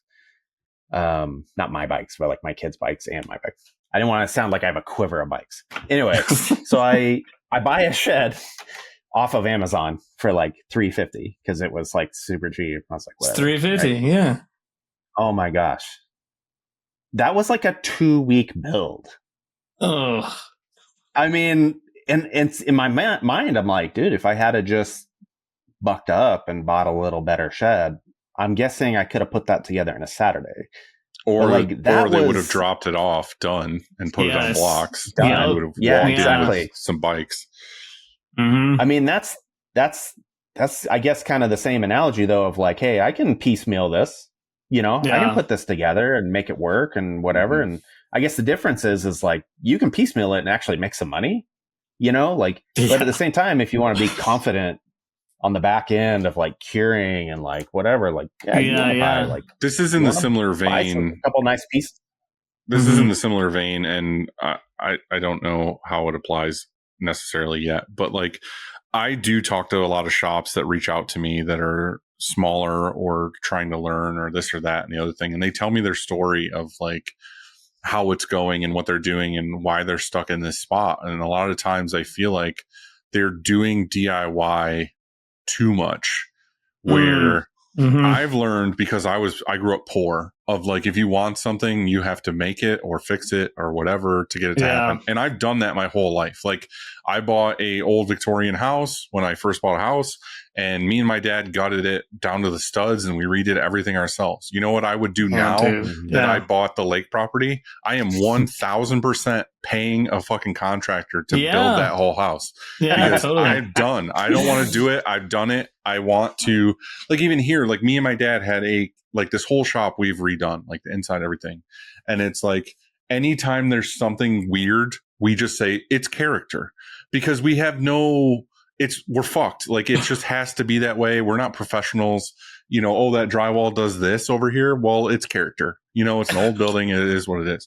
But anyway, back to the shop stuff is, I feel like a lot of people are like, well, I have to be the one to write all these emails, and then I have to do this thing over here and do this thing over here. And then, oh, I took on this job because I didn't have any other ones. And it's going to take me a week. And there's just all these things they're constantly doing. And it's like, all right, well, you're doing this to save money or to get around this thing or get around hiring somebody or whatever. But it's like, how many more jobs could you get in, and how much more money could you make if you had the time to do these things? So like in Josh's scenario, he could have bought a Amish built shed for $600 instead of $300. That might not make sense to you guys, but where I live, the Amish are everywhere, and we can buy everything. So like, I think about that all the time when it's like, all right, well, I could buy an Amish item, like a dresser that's like made of wood, completely nice and built. Or I could go buy an IKEA piece of shit that I have to put together myself that's going to make me stab holes in the wall. And I could spend an extra $150 and buy the Amish one that literally I can go grab, drop it in my room, and it's done. And you know what I can do after that? I can go back to work, or I can go do this other thing that either A, I just enjoy, or B, I can sell 4 more screen printing jobs because I'm not at home building a fucking dresser for 6 hours. Like, that's the thing, is like, people are jumping over things to save some money, but really they're losing a shitload of money because they're dedicating all of their time and day in their shop doing all these tasks. And then they have like an hour a day to like actually focus on the thing they need to do that makes them money. Yes. I have the perfect example of that. And that is somebody in, like, let's say Portland, Ryonet's in Vancouver, or like our PA locations in Lidditz, somebody outside of Lidditz. They'll place an order for will call, drive over there and get it, and then drive back. Right. And I'm like, dude, your shop's not doing a damn thing while you're driving over the bridge and getting it. So unless it's time sensitive, dude, spend $20 and ship it. Right. Totally. You know what I mean? Get it tomorrow. You don't need to drive over. Like, and that's assuming too much. Like, that assumes that I know the whole, you know, maybe the dude just needs a break and he's like, I just want to drive over the bridge. Right. Like, great. Okay. I get it. Like, but I mean, if we're talking about a shop that's moving and hustling, it's like, dude, don't drive over the bridge unless it's an emergency. Go be in your shop, work on your business, you know, let UPS bring that to you tomorrow. Like, it's okay. I don't know. $20. I just feel like it's a money thing, and it's also usually a just like knowing your worth kind of situation of like, okay, well, I can 100%. Do X amount more things in this amount of time. So there is this fine line. Like, I don't want to say be the guy who's scrappy and just buy all used and then learn, cut your teeth and blah, blah, blah. You can do that. But I also feel like you should look for efficiencies in the things that you do buy. Even if you buy it used, like, try to do it in a manner that you're actually going to be able to step to the next thing more rapidly than just being like, well, I bought this on Facebook and I've had it for 8 years and I'm just going to continue to use it, even though it takes me twice as long. And that's kind of my game plan, is like, the more I start bringing in more and more work, because I'm starting to figure out like, okay, this is what I want to do. This is what I want to print. Like, I'm not going to deal with any other shit, because like, I only want to be doing what I like to do and what I am comfortable with. And when I start getting more and more jobs, then it's like, I'm going to be able to justify like, okay. And I mean, that's next on the list for me, is a decent dryer, because now it's I know somebody. Yeah, right. Seriously. And and it's like, now I have people asking like, "Hey, can you come do this live print?" And I'm like talking to people on Instagram who do live printing, and they're like, "Oh, well, try this and try this." And I'm just like, dude, if I just had like like a tabletop little, little dryer, little conveyor dryer, it'd be just one and done, instead of like having to piecemeal stuff together just to make sure something cures properly. I feel like this is a perfect example of what we were just talking about, is someone who buys a single station press versus a 2 or a 4 or whatever, is Yes. like you pull the screen down, you print the shirt, you grab the flash, you bring it over, you stand here and you stare at the back of the screen for 20 seconds or whatever it is. Yeah. And then you pull the flash away, you bring the screen down, you print. It's like, okay, cool. You saved whatever it was, fucking $150, $200 and getting a single station instead of a 2 station or 4 station, whatever it is. But you're losing so much time and energy standing there holding a flash. Mm-hmm. Whereas you can have the flash on the other side, print that shirt, spin it, and then as that one is flashing for that 20 seconds or whatever it is, load another shirt. You are loading another shirt and printing another thing and then spinning it. And it's like, that's the difference of somebody being like, well, I guess I'll save $200, $300, whatever it is. It's like, and also just like the colors too, right? Like, if someone's thinking, well, I'm going to save some money just by getting this single color. Well, what if you have an easy spot color job and they need 2 colors? Shit out of luck, dude. I mean, like, that could you should have gotten a 4/1, There's a million things like that. But again, it goes back to, it's not necessarily their fault either, because they don't know. Like when they're starting out and buying these starter kits, they have no idea, I could be doing X amount more shirts if I would have bought more stations. That's where someone like Josh comes in with like screen printing education and knowledge of like, well, no, this is what you want, which goes back to why I asked that question. What is your ultimate starter kit? And you kind of answered it, but like with Ryonet starter kits, which is your ideal one?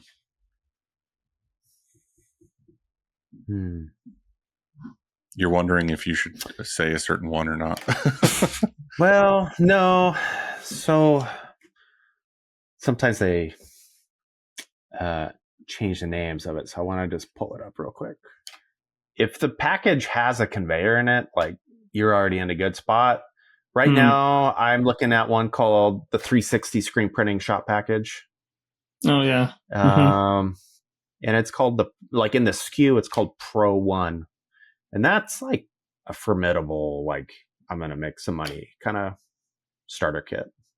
Nice. It's not even, I mean, it's hard to call it a starter kit. I mean, it legitimately has like everything. Like, what you need, like, to move forward and make some money, which is very cool. Are there any tools that people overlook that they should be getting that maybe you push onto them as a experienced salesperson or whatever? Like, I feel like there's things that people should get that never do. Like they should get like a registration template. Well, either that or get like a gauge for their EOM or get a tension meter or whatever. Like you might not need that just starting out brand new, but like I feel like there's tools that you should push onto someone. Like maybe it's those temperature strips for your dryer or donut probe or something where it's like 100%. Okay, you're having this issue, like why do you not own these items? I mean, donut probe is probably one of the number one things where they're like shocked by the price of it.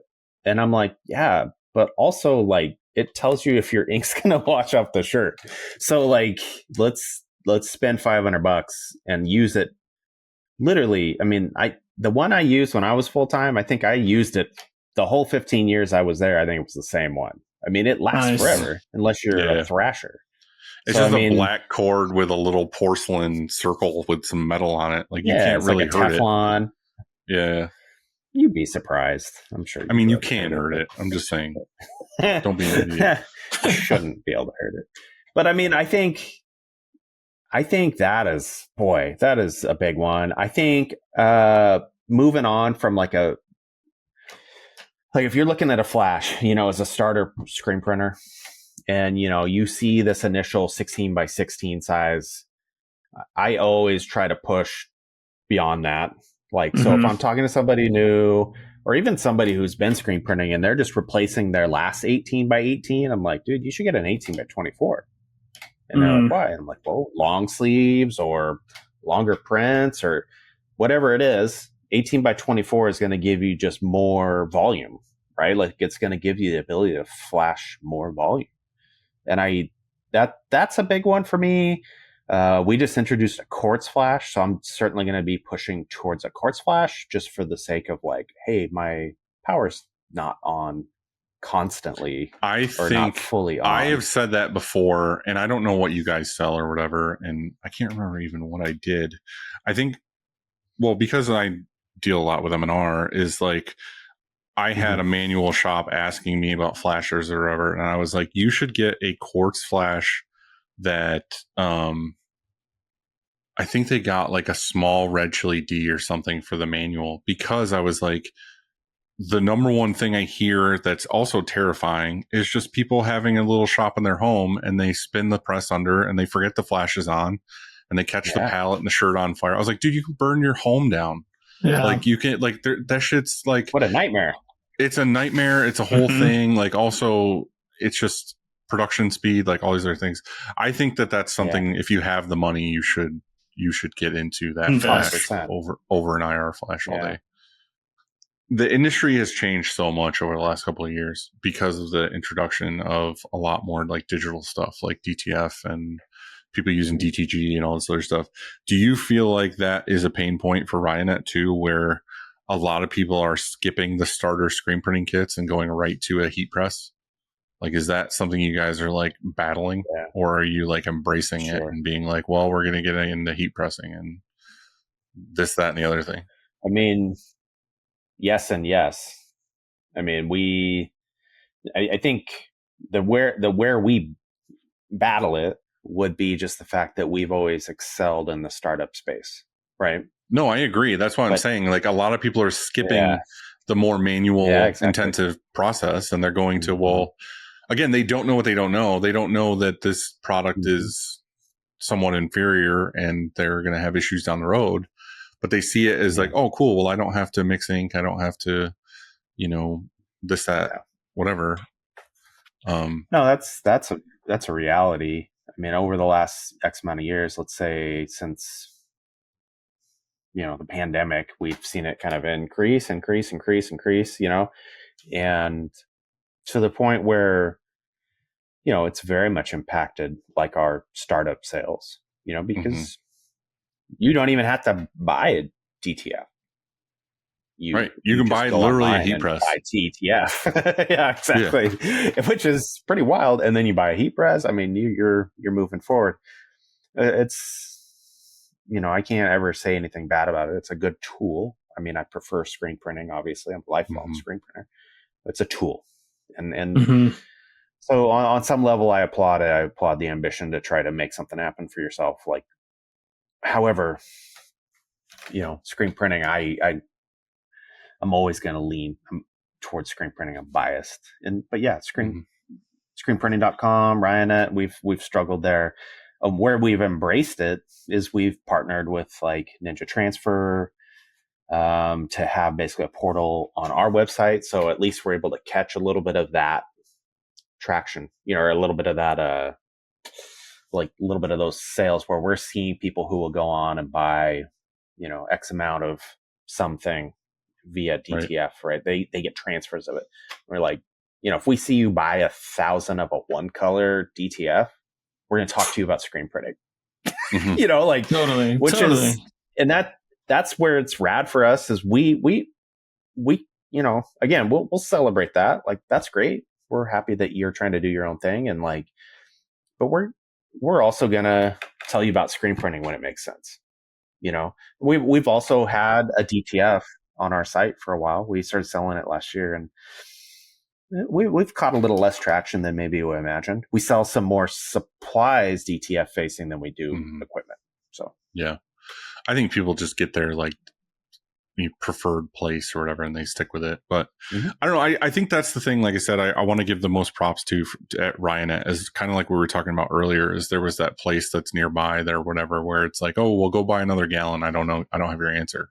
Is that no matter if they're doing transfers or screen printing or anything that has to do with our industry, you guys have a lot of people that have been there, done that, have printing experience where you can call and go to, which is why the education is there, and it's such a prevalent thing. So I just want to say basically just like props to you guys for having that kind of thing. But we have talked a lot about how things have changed over the years and whatever, and there was a lull. And what do you think is the plan going forward for you guys? Like new life in the industry, like what's the game plan? Just kind of keep pushing education and getting out there as much as possible and celebrating new printers, or what? I mean, the relevancy of screen print is still very much there, right? The education, I think, needs to be tailored to like kind of like what we were talking about earlier. Like what needs to change about the education? Network, do the channel. Yeah, I mean stuff like that, right? Like I just think there was some terminology at Ryonet at one point where we love to throw around the term disruptive. And there was a time where Ryonet was very disruptive in the industry, which turned some people off, right? Because it was disruptive, and we were introducing new talent to the industry. We were introducing new competition to the industry, but we would educate anybody who came to the door, right? And that was disruptive. Like, now I think it's much harder to be disruptive, and I think I don't even know if there's a need necessarily to be disruptive, but I think the quality and the scope and the conversations around education need to grow and change. And we've been talking more and more about like what that looks like for Ryonet moving forward. It's like, we're not boots on the ground all over the country, right? And so we have to be cognizant of that. We really only boots on the ground in the Northwest. We have a location in PA, but like it's not like we're in every shop in PA. But the thing is, I don't think you guys need that. I think you guys need to get that out of your brain to a degree of, I don't want necessarily someone to stop here all the time. Like if I have a question, I want to be able to call somebody and have an answer, but I also want to be able to be like, all right, well, I can hop on Zoom and talk to Josh, or, there is a video that he can point me in a direction of be like, oh, I want to print plastic charge. Cool. Here's an entire video series on how to do this and how to do it well. Yeah. Like, I would almost rather that to a degree than being like, well, we have these old school sales reps that just drive around and bring me donuts and go like, hey, what's up? And then it's like, all right, cool. And then they leave. I mean, that is cool sometimes too. I'm not trying to trash that in any way. I'm just saying, your guys from the outside perspective looking in crush the, okay, we're on TikTok, Instagram, YouTube, and we're pushing out education and content that makes me trust you. You know what I mean? Like the more you guys do that, the more I feel confident. The more I feel confident that I should use you for certain things because you fucking know what you're talking about. Yeah. You know what I mean? Like if you were that guy who never talked about education, never talked about anything, just had a warehouse with buckets on a shelf and you just sold people more and more pails. I don't trust that dude. Like, I don't know what he's doing. I don't know what's what. I don't know what he's selling me. I want to be able to be like, oh, Josh is not only selling me a bucket of ink, he's got videos of him using it. Like, it just shows that you guys care and like know what you're doing too. And all of the content that I've seen from Ryonet and interactions that I've had with them, it's like that you're talking to someone who cares just as much as you do, And it's like, I would rather have that than calling up someone who's just like, hey, this is Joe Bob, and I'll be by your shop on Wednesday with some donuts, Like, I would so much rather someone come by and, like, print some stuff with me instead of just trying to sell me some stuff, Yeah. Yeah. Well, and I'm not trying to make trying to make this a Ryonet commercial. I'm just saying that, like, the reality is that there's just good humans out there. And again, like me, like, I am in the Northeast, the complete opposite side of the country from you guys. And, I have an all blue shop because that's what I started with and got to where I am and whatever. I have never once had someone at Rock or Ryonet or any of that group of human beings be like, you're not allowed here. I've been brought to so many like dinners at shows or going to this, that, or the other thing, or just hanging out with human beings. And it's like, yeah, let's talk about this print or this thing or that thing. It's never like, oh, I'd like to get you in a rock, or I'd like to get you into Ryonet. Like, how can I sell you this product or whatever? Mhm. It's just like, oh, like, do you want to shoot the shit about this or that? Or, you know, oh, I know somebody who has a used press or something. And it's like, we were just talking about that earlier. Are you telling me to make a fucking washout booth out of a bathtub? Like, Yeah. you're not trying to sell me a washout booth. That's what I'm trying to say is like human beings that are just trying to be honest human beings hold way more weight with me than someone who's just like sell, Yeah, it goes sell, far, sell. man. Or it's like, oh, I have a Absolutely. bias against you because you have a blue piece of equipment. Mm-hmm. Like, Never. Totally. yeah. 'Cause So guess that's what I'm what? trying to say. Yeah. I mean, it prints shirts, dude, and like, Right. Yeah. it's like, and it's probably a killer piece of equipment, right? Like, I mean, that's something I tell people all the time. It's like, dude, I grew up printing on M&R for 20 years. Like, what am I supposed to do? Talk smack? It's like, Mm. it works. Like, I don't know. It's like, I mean, yeah, okay. If I open a shop tomorrow, would I prefer a rock? Maybe, but guess what? Like, I don't hold bias there. There's very, very few pieces of equipment where I would be like, don't do that. Yeah. You know, and I do my very best, and I feel like it's very much a Ryonet culture to not talk smack about other equipment, or even other brands, if possible. Like, unless it can be a very constructive conversation. You know, I've been on the coattails of other salespeople. Like, let's say brand X is leaving the shop, and I'm the next one in. They're like, "Oh, dude, guess what? Brand X was just here. They talked a bunch of shit about you." I'm like, "Oh, really?" Like, so I don't know. Like, we've just always tried our best to never talk smack. I think to a degree, it's an intimidation thing. Like, they are intimidated of the connectivity that you guys have.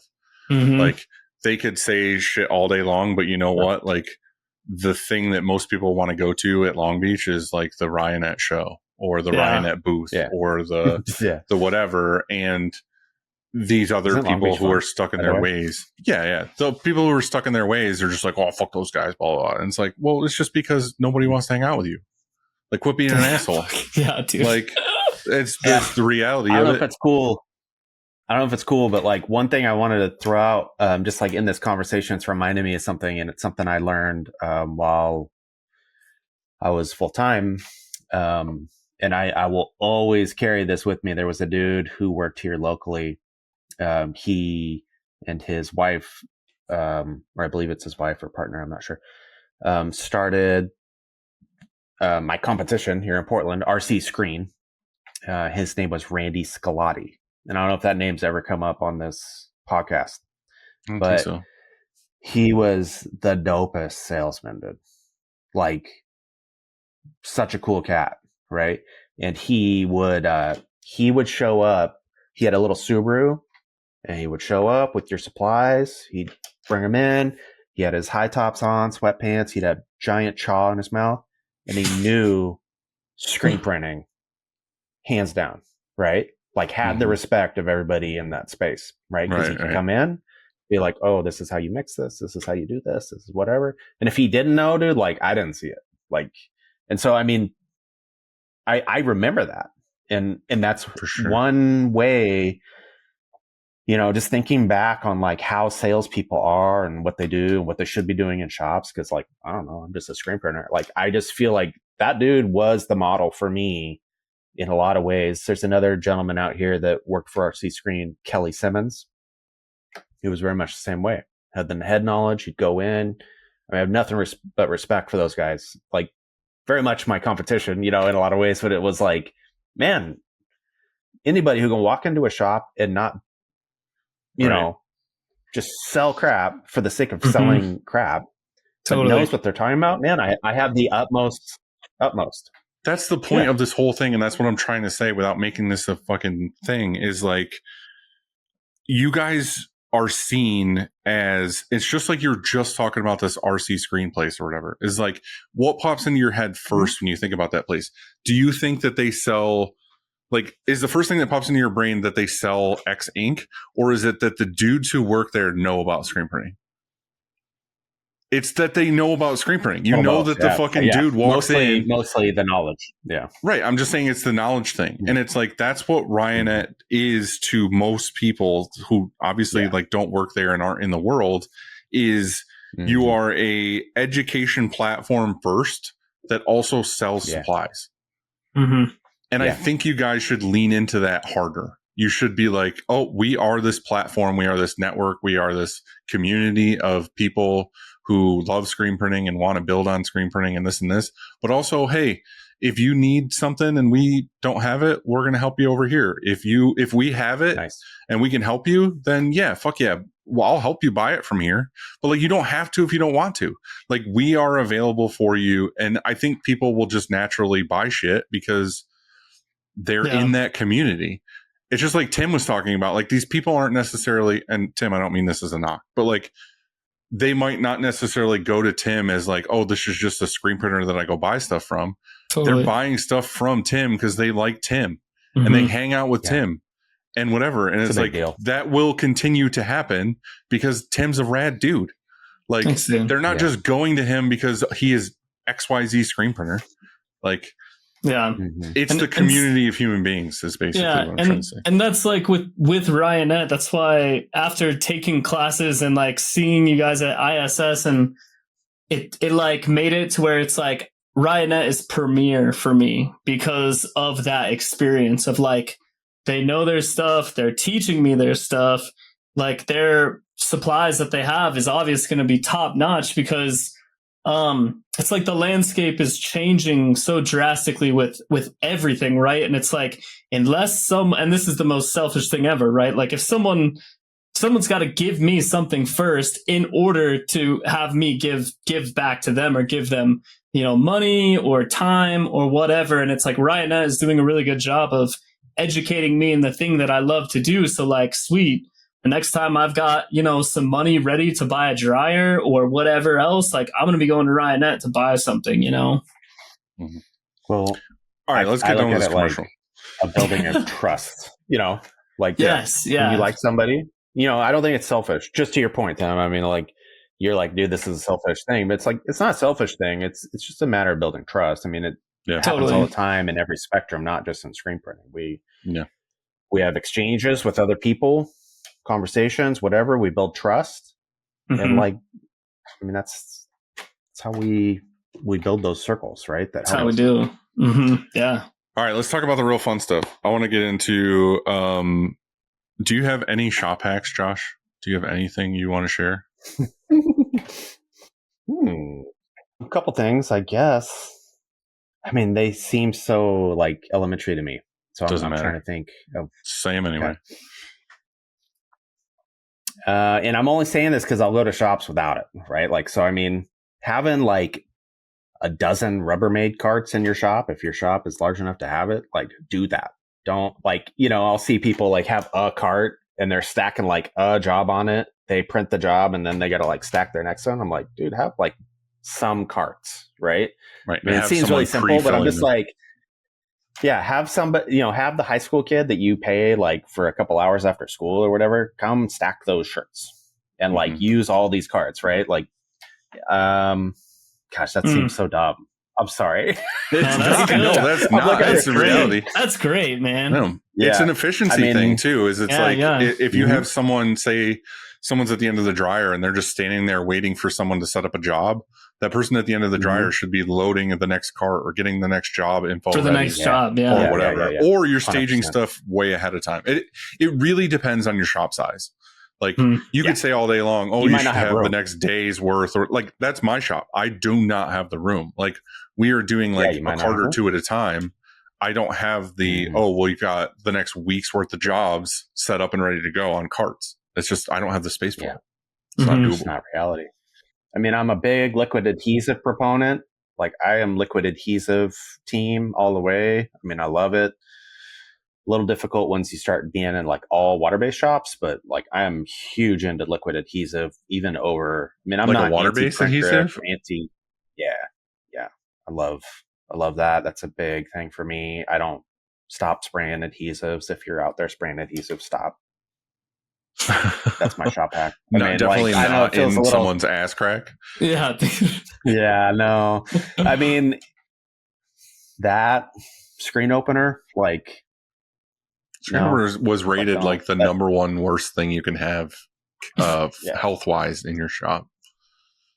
There's a shop up here, very good shop. They have a hack where they have a screen to screen opener, and it's like in the like in the manager's desk, and it is like last worst case scenario if like, okay, we'll get it out. Like, I mean, I think if you have a can of screen opener and you use it in under a year, like, you're doing something wrong, dude. Like, you no screen totally opener. No knocks. That stuff's bad for you. All right, what shirt have you printed that you were the most proud of? Oh gosh. It's kind of funny. I actually have one over here. You want me to grab it? Yeah, grab it. Yeah, hell yeah. These are not like the raddest shirts, but the reason I love them, that's not the answer to the question. The answer is, why is it important to you, and why is it whatever? This one's important to me because I designed it, and like, I originally got into screen printing because I love art, but then I got like good at screen printing, so I didn't do art. You know what I mean? And so like, beginning of this year, I made a commitment to myself to, like, I was going to design and do more and be an illustrator every day. And like, for the most part, I've done that. But like, so I'm not going to be like, dude, it's the best. Like, but I designed it. Right. And then, we did a partnership with Jerseys recently. A couple of yet to be released Jerseys videos. So I'm like showing it before they've even been released. But like, I designed this one. Oh yeah, I printed it. It's Rio inks on, like, I think they were like 230s or something like that. I mean, it's like nothing like so crazy, but I just felt so like, oh, that's cool. Like, you know, it feels good when you like do something. And you're like, oh, that I'm pretty pumped that I like did that. Is that like a line of a rose or something? Yeah. I'm trying. There's people like listening to this podcast and we're like, ooh, yeah, that looks great. Oh yeah, good point. Good point, dude. Good point. So it's got Ryonet and has a rose on it, and Josh drew it. Mm-hmm. Yeah. Yep. Hell yeah. Yeah, on a Jerseys shirt. And then this guy, I don't know if you guys are familiar with Draplin, Aaron Draplin. Yeah. So he's a Portland local hero out here. Right? Yeah. And I heard a podcast where he said, roll the dice on yourself, right? Ooh. As opposed to like working for other people and whatever. It's like, roll the dice on yourself, dude. See what you can do. Right. Basically was kind of the intent. And I was like, okay, dude, like and I made a shirt about it, you know? So I felt pretty good about that. Discharge. So those two shirts, sweet. I mean, that's whatever. Awesome. But they're just kind of meaningful to me. Yeah, but that's what this whole thing is about. In reality, is like the t-shirts that you buy and that you wear are an expression of yourself. Like you're projecting your thoughts and feelings out to other people. So totally. Whatever it means to you is what it is. So yeah, that's awesome. Yeah, I'm glad you got those. All right, I buy band shirts and stuff. Like I like band shirts. Mm-hmm. Totally, that's cool. Oh yeah. What is your favorite meme of all time? Oh gosh, right now it's one. It's not new. It's like a baby camel, like hyperventilating. Have you ever seen that? Anyway, no. I wasn't expecting you to say that, but I have like I like hiking and backpacking and stuff like that. Mm-hmm. But like I'm 49, dude, and like I'm not in the best shape. So like every time I like hit the top of like any incline, I'm like dying. And every time I think of that camel. Right. And so like it's my favorite meme because it's like a baby camel and the noise was so funny. I'll just send it to you. But it's like hyperventilating. That's my jam. Tim, do you have a favorite meme right now? Oh man. Dude, there's so many floating around that are just like I don't think I have a favorite. It's so hard to put my Do you have one that you send to people the most? Oh god, dude, I send people shit all the time. It's terrible. I probably need to dial it down, to be honest. The funny thing, we had this conversation at the shop last night. I I hang out here very often with my best friends, and we play video games, and then we shoot threes and play basketball afterwards. And we were sitting here late last night talking about certain things, and then I pulled up some memes that we had saved in my phone and stuff. And we were talking about how dangerous Instagram is right now, where they have, you know, how they have like the like and the whatever, and then they added share now or reshare or whatever, and then there's the share like arrow. They're right next to each other, so you could easily. Like, if you are sending like a horrible meme to somebody that no one should see and you're going to get canceled for, be ultra careful that you hit the correct button. So you don't reshare it. Adding it to your story. Yeah. And we were talking about how that's happened a couple times already, and I'm just like, dude, if that happens, I'm gonna get canceled. Like, it's just what it is. Like, I've totally sent memes to people I didn't intend to. They're like, "Oh, that's funny," and I'm like, "How did you get that meme?" Yeah. Like, whoops. that was Oh man, that was my bad. Yeah. Oh my god. Yeah, dude. I think it's weird culturally that we're at a point where like there's been memes for long enough. I don't even remember funny memes from like whenever memes started. Like the OG you see an memes, old meme and it's like a vintage meme. You're like, the hell is vintage memes? Yeah. Weird. The muffins video, that always was good. The dude with like the different muffins. That's old. Oh, dude. Yeah. That was like one of the first, man. It was truly. All right. Current favorite band. Oof. I think the last thing I listened to this morning was Off or the Dead Kennedys, one of those. Nice. It's funny you commented on my last episode. Yeah, I had that Petey shirt on. Love that. Petey rules. So fun. That dude's so funny, by the way. I know, and he has an Instagram channel that's just him making stupid videos. It has nothing to do with his. Oh, and it is the funniest thing. I mean, like, I was like, "What is wrong with this guy? It's hilarious." Yes, it's great. Anyway, sorry, Petey, Tim. What are you listening to? Oh man, recently I've been listening to like a lot of early's 90 alternative stuff, like love it. La Tigre. I listen to a lot of underground hip hop, and I don't know, my music taste is all over the place. A lot of like Atmosphere, Living Legends. Who else? And I don't know. Yeah, recently I've just been listening to a lot of like. I'm looking through my Spotify right now because I'm like, I just love music, you know. Ethel Cain, The Cure. Been listening to a lot of like. My daughter just started listening to The Cure. Yeah, and The Cure is like I don't know, that type of stuff has really been just hitting lately. And he's still sad. Still. Feels so like, sad, dude. Feels like maybe it's time to move on from it. Right, like come on, like brush your hair once in a while. So inspiration. Yeah. Well, I had a couple that are just some that I've been listening to a little bit on repeat. The Dirty Nil is one. The Young Hearts is another one. I don't listen to Breaking Benjamin, but like the guitar player from Breaking Benjamin has his solo project. His name is Keith Wallen.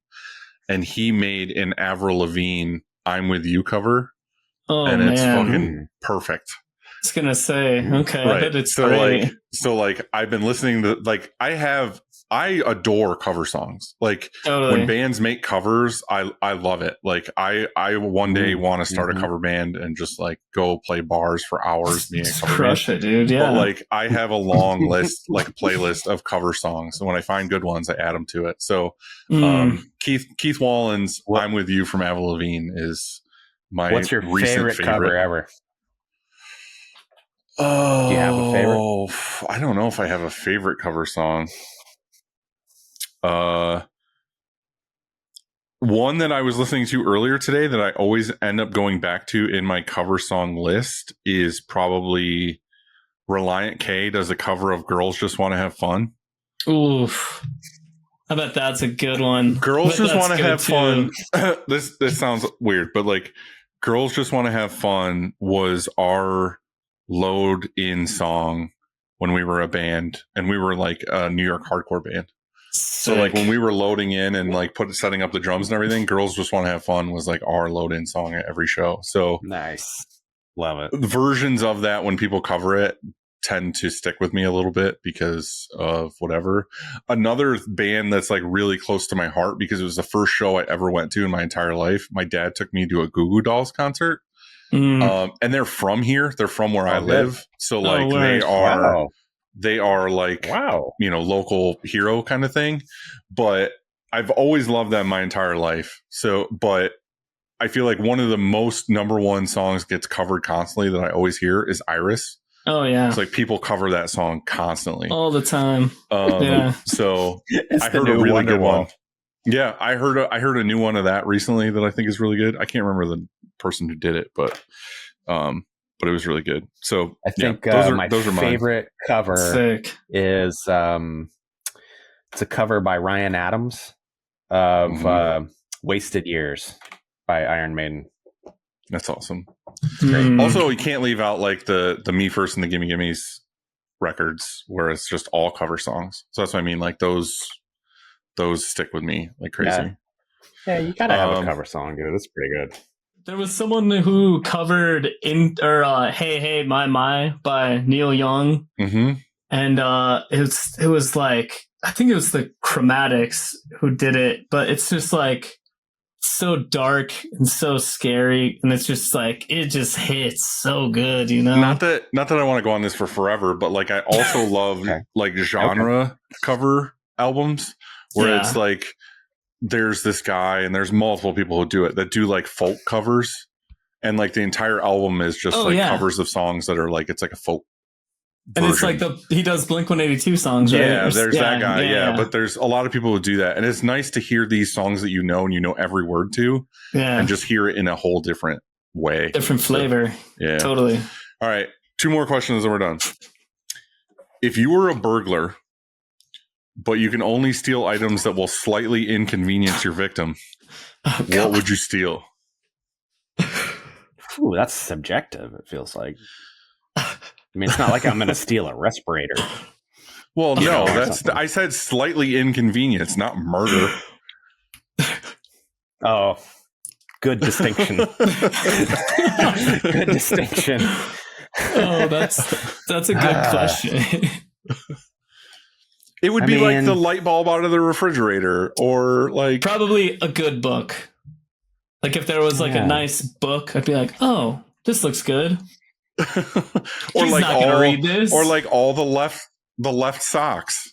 Yeah. Or like some old true food. story.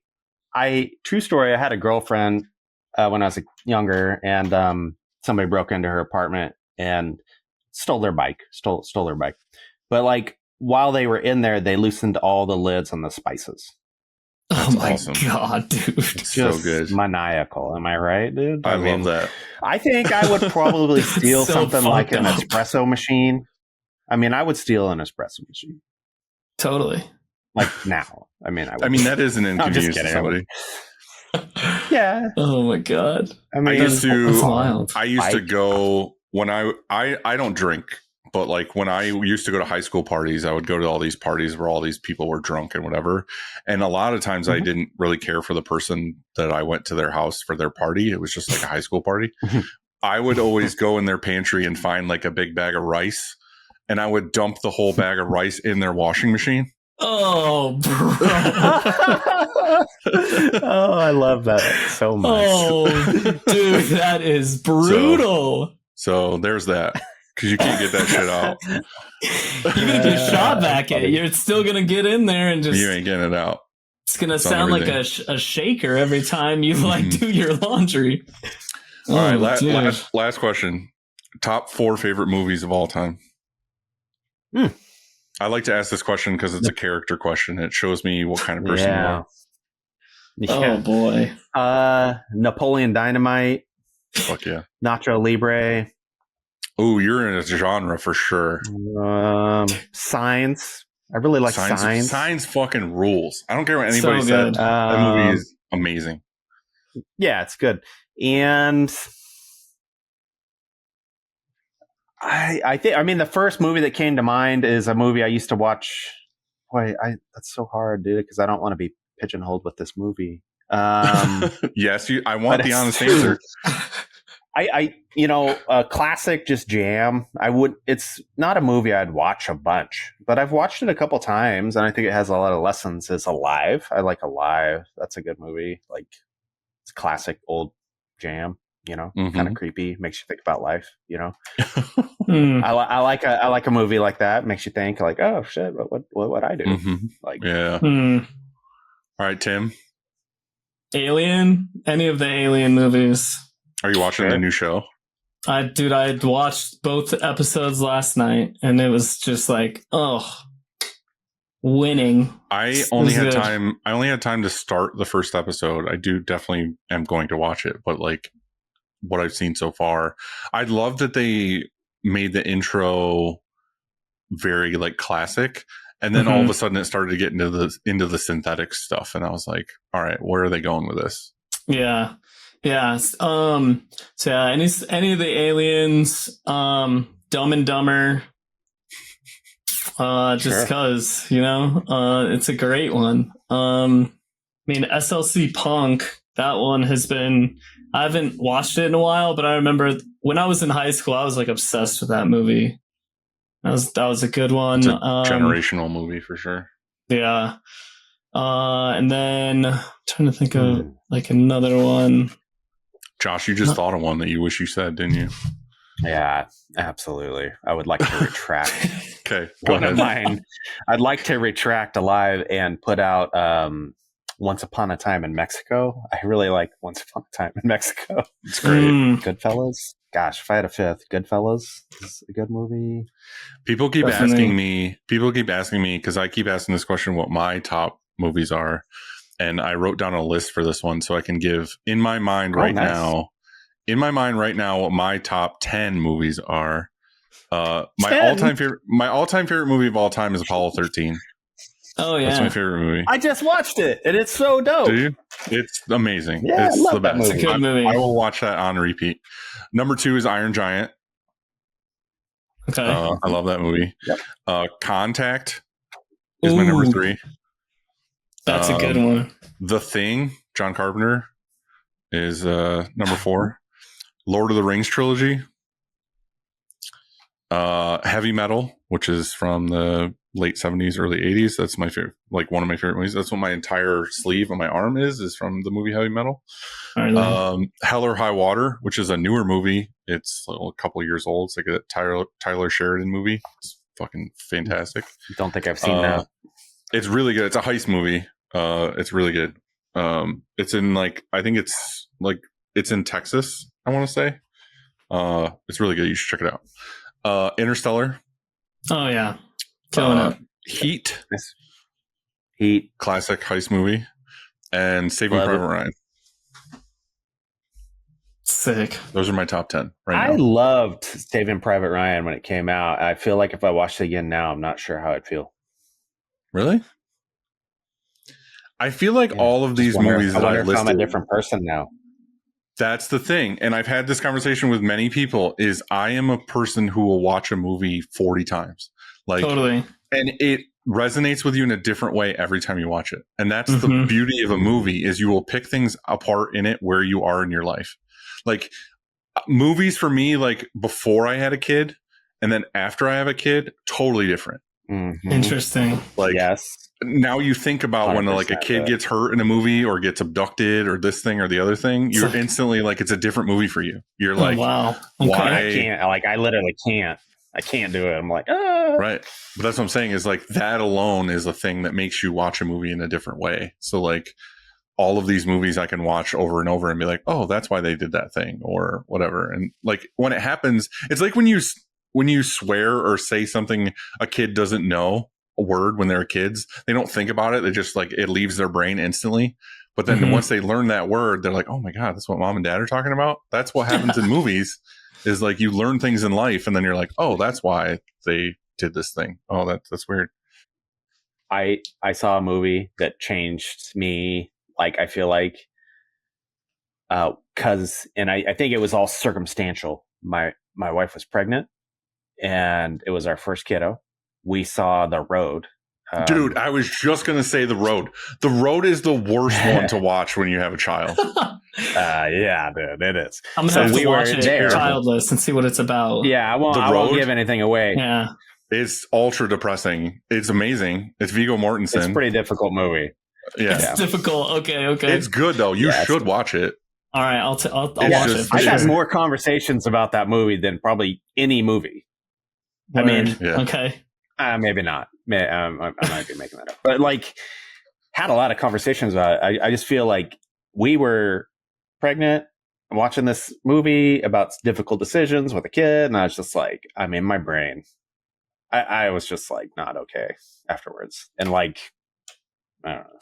Yeah, movies change once you have a kiddo. I feel like it's rough. Psychologically. Yeah. Because you put yourself in those situations and you're like, well, what would I do? Mm-hmm. Like, I can't say anything about The Road now because yeah, I can't say anything about The Road because it'll 100% ruin it for Tim. But yeah, we can't. I'll watch it. I'll watch it for sure. It's a book. Good book. Yeah. Mm-hmm. I'll watch it. I'll watch it. Josh, thank you very much for doing this with me. And Tim, thank you for having me. I appreciate you both. Yeah, man. I did want to say, you guys are always welcome to come out.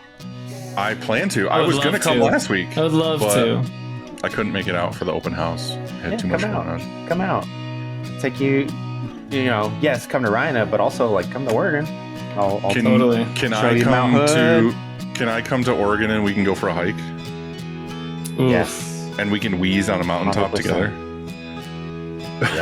Yep. Consider albuterol, bro. I just like to sweat it out.